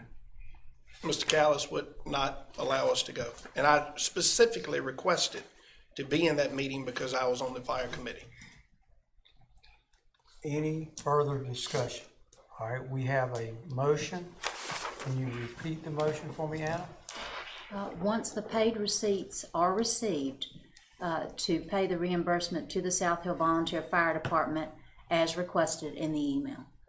Yes, ma'am. That's fine. And do we have a second? Did we have a second? Yes, Ashley. Okay. All right, no further discussion. Roll call, Anna? Fagan Spoon is absent. Hardy? Yes. Honeycutt? Yes. Lester? No. Moody? Yes. Moss? Yes. Smith? Yes. And Taylor? No. Thank you. Okay, I think that concludes. I'd I'm like to sorry. make a motion. Oh, okay. Whatever has gone on, and I'm new to the council, whatever has gone on, it needs a rest period, I believe. I would like to make a motion that for a period of 1 year, for a cooling off period, that the fire department answers to the mayor and reports to the mayor for a period of 1 year. I would second that motion.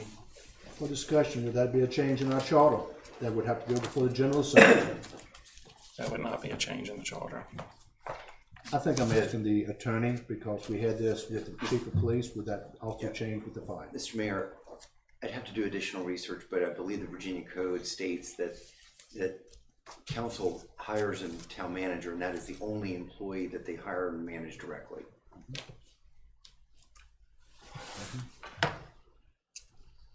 So Well, you're right telling now, me that we can't make that motion? Well, and I may be mistaken, but the fire department does not answer to the town at all. The only person from the fire department that would answer to anyone with the town would be the fire administrator, not the fire department. So you may reconsider that motion, but the fire department as a separate entity does not report to anyone with the town, if I'm not mistaken. Yeah, and Mr. Mayor, if the motion is to have the volunteer fire department interface with you directly, that's a different matter. But if it's with employees of the town, I think we need to keep the current structure.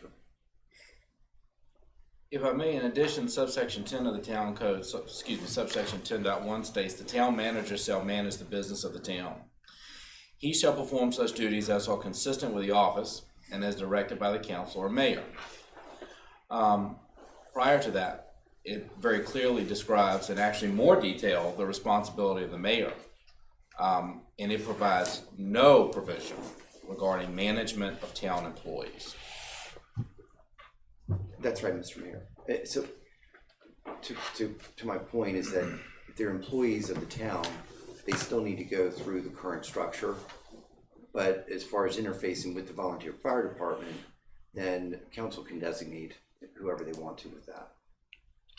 Well, my suggestion would be, we have, in the past couple of years, and follow with me, tried to use the fire committee. That has not been very effective for whatever reason. We have since tonight eliminated committees.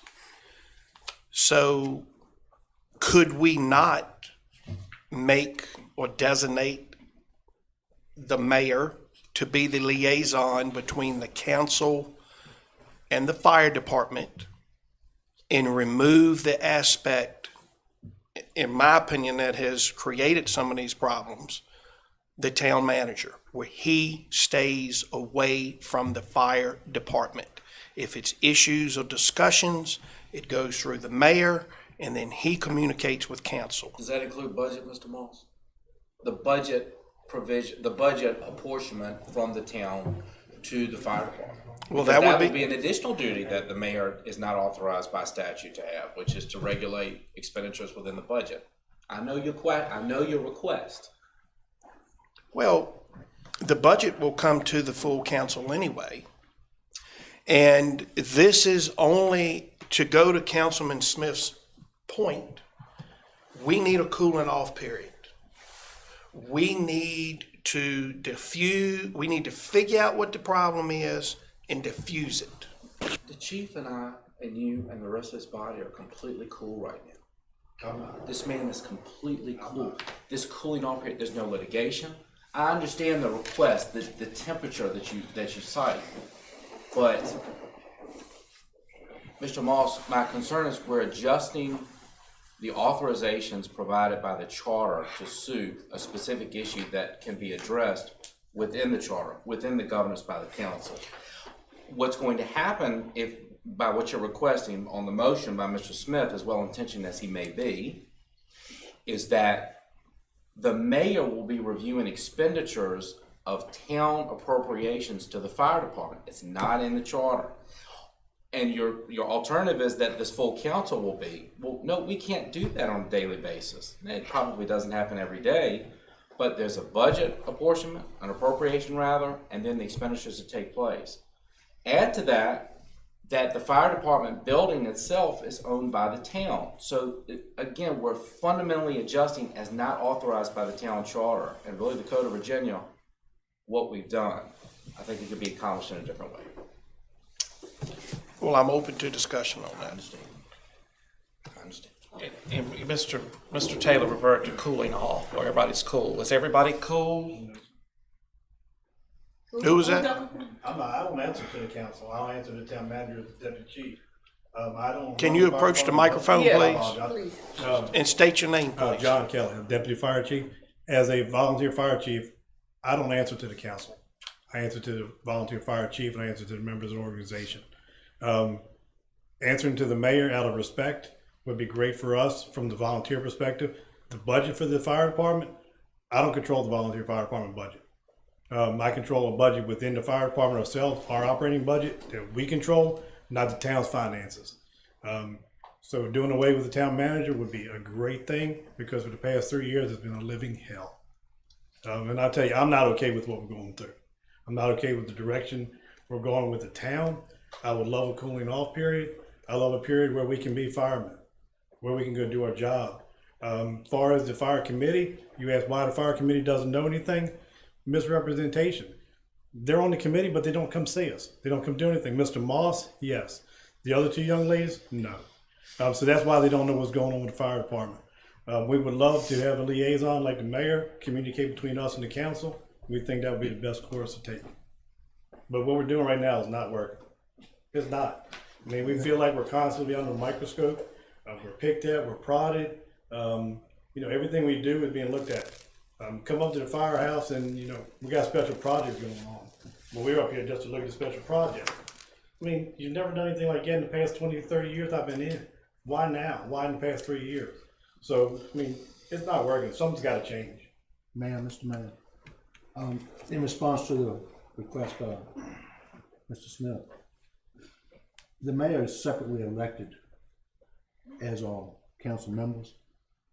I think it would be unfair to the mayor at this time to put such a responsibility upon him without prior conversation with him to see if he would be willing to do that, and if we by law can do that. I don't know if we can or not. My understanding is just the employees that we couldn't. Am I correct when I say that, Mr. Estes? And Mr. Mayor, the mayor can interface with a variety of different groups within the community, including the volunteer fire department. He just won't have any authority to do anything. Does that make? Well, I want to transfer that. That's what my motion is about, is to transfer that authority to him. You can't do that. The volunteer. No, we can't do that by the town charter and Virginia code. Did the police chief not used to answer to the previous mayor? Yes, he did. That was changed in the charter. That was actually changed. But the police chief is a town employee as well. Right. The fire chief is not. So why was that different? The town charter was changed. At this time, I'd like to relinquish my time that I had with speaking. I believe I had the floor. I'll relinquish it now since I've been cut off. Go ahead.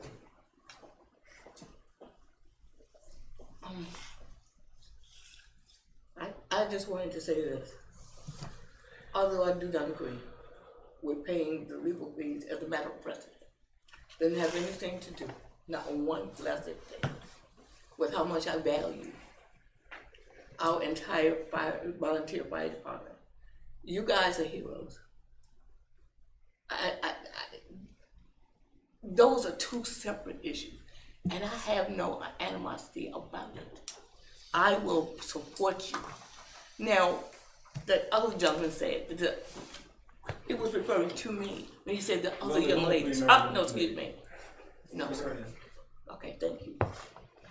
When he said that we didn't come visit them, we didn't. No, I didn't. That's absolutely true. What I'm saying is, I have an official role.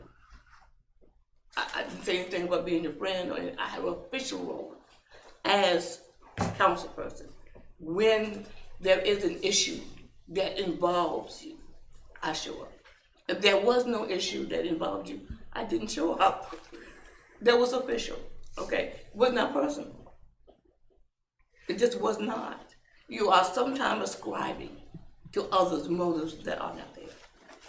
I can speak for myself on that. And I can also speak for my sister Councilor Lily Fagans-Boone that's not here today to say anything about that. But since I was referenced, I will. And I'll assure you, that is the case. There is no problem between me and Z. There is none. That's all I can tell you. I can't tell you anymore. Okay? But I just wanted to clear the air since people were clearing the air. Okay? I just thought I would just say that. I thought it was apropos at the moment. I hope you can accept that. That is, you cannot accept that. Well, how can you make decisions for the fire department if you're not familiar with what's going on? I didn't say that. I said something in my official capacity. Okay? But you make official decisions that affect us without understanding who we are. Okay. No, I do not. I apologize if I was wrong. So what I am hearing at this point is a motion has been made, but the technicality of it is it can't be theoretically because of the current charter and how it is stated, as way I am interpreting the conversation. And I would just ask, do you know when the charter was changed? Because I know that our former police chief did report to our past mayor. Do you know when the charter was changed? That has no effect on the legality of it now. The charter exists as it exists now. Who cares when it was changed? And the point may be well made. Maybe the charter did change. I'm sure it did. The charter exists now. And again, I think the police chief and fire chief are that's two entirely different positions, because the police chief is a town employee. The fire chief is not. Right. So technically, the motion that is on the floor that I'm trying to recognize is, from a legal perspective, really is not a valid motion because of the charter. Am I correct in saying that? It's a valid motion. Okay. And it could be considered, but it could not be implemented. Until, and from a standpoint of clarity, unless the charter was modified. Correct. And does the council, who authorizes the change of the charter, the council? The council does. You'd have to petition the Virginia's General Assembly, and they would have to adopt a law to change the charter. Okay. May I, Mr. Mayor? Yes. By the General Assembly, Commonwealth of Virginia, approved March the 7th, 2016, and this applies to the town of South Hill. Chief of Police shall have control of the police force of the town under the jurisdiction of town manager. Thank you. You're welcome. And we had to submit those documents to Delegate Wright in September for him to get them on the agenda for adoption at the General Assembly session, which began sometime in January. That is correct. Okay. So I will come back to the council. How do you want to pursue your motion? I mean, it really would just be a technicality. I mean, just be a meaningless vote. Okay, so am I hearing, I'm not putting, are you withdrawing or? I mean, we could still take the vote, I guess, but it's a meaningless vote. Okay, that's entirely up to you at this point. I'll withdraw it. Withdraw. I'll withdraw the Okay. motion. Okay. Anything else? Can we, I just want to stress that maybe it's not in the form of a motion, but the 2.5 years that I've sat up here on this council, I think bullying, targeting, picked on, whatever pronouns and adjectives you want to use, at least from my perspective and in my opinion, I like to stress, without the form of emotion, that leave them alone. Stay away. Let them do their job. Leave them alone. This council is not authorized yet, and it may change, for you to do anything with the volunteer fire department. Leave them alone. And if it's something needs to be done, consult with us. We'll make that decision. That's our job. It keeps you protected, it keeps us protected, and we've got to have a cooling down period. It's got to happen.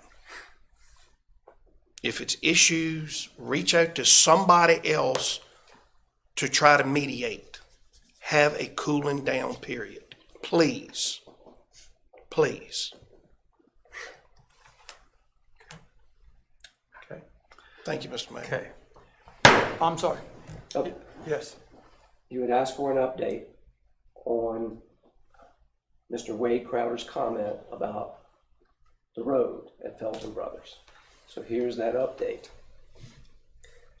The crews are waiting for a utility ticket to clear on Plank Road at Felton Brothers. A culvert pipe under Plank Road must be installed and several hundred feet of ditch work has to be done. It's on the agenda to begin at the end of the week. Who does that again, Kim? I'm sorry. Thank you. Is that VDOT? Who is that? Who does it? That's from the Superintendent of Infrastructure. For us? Yes. Okay, got you. All right. So there's your update. Thank you for the update.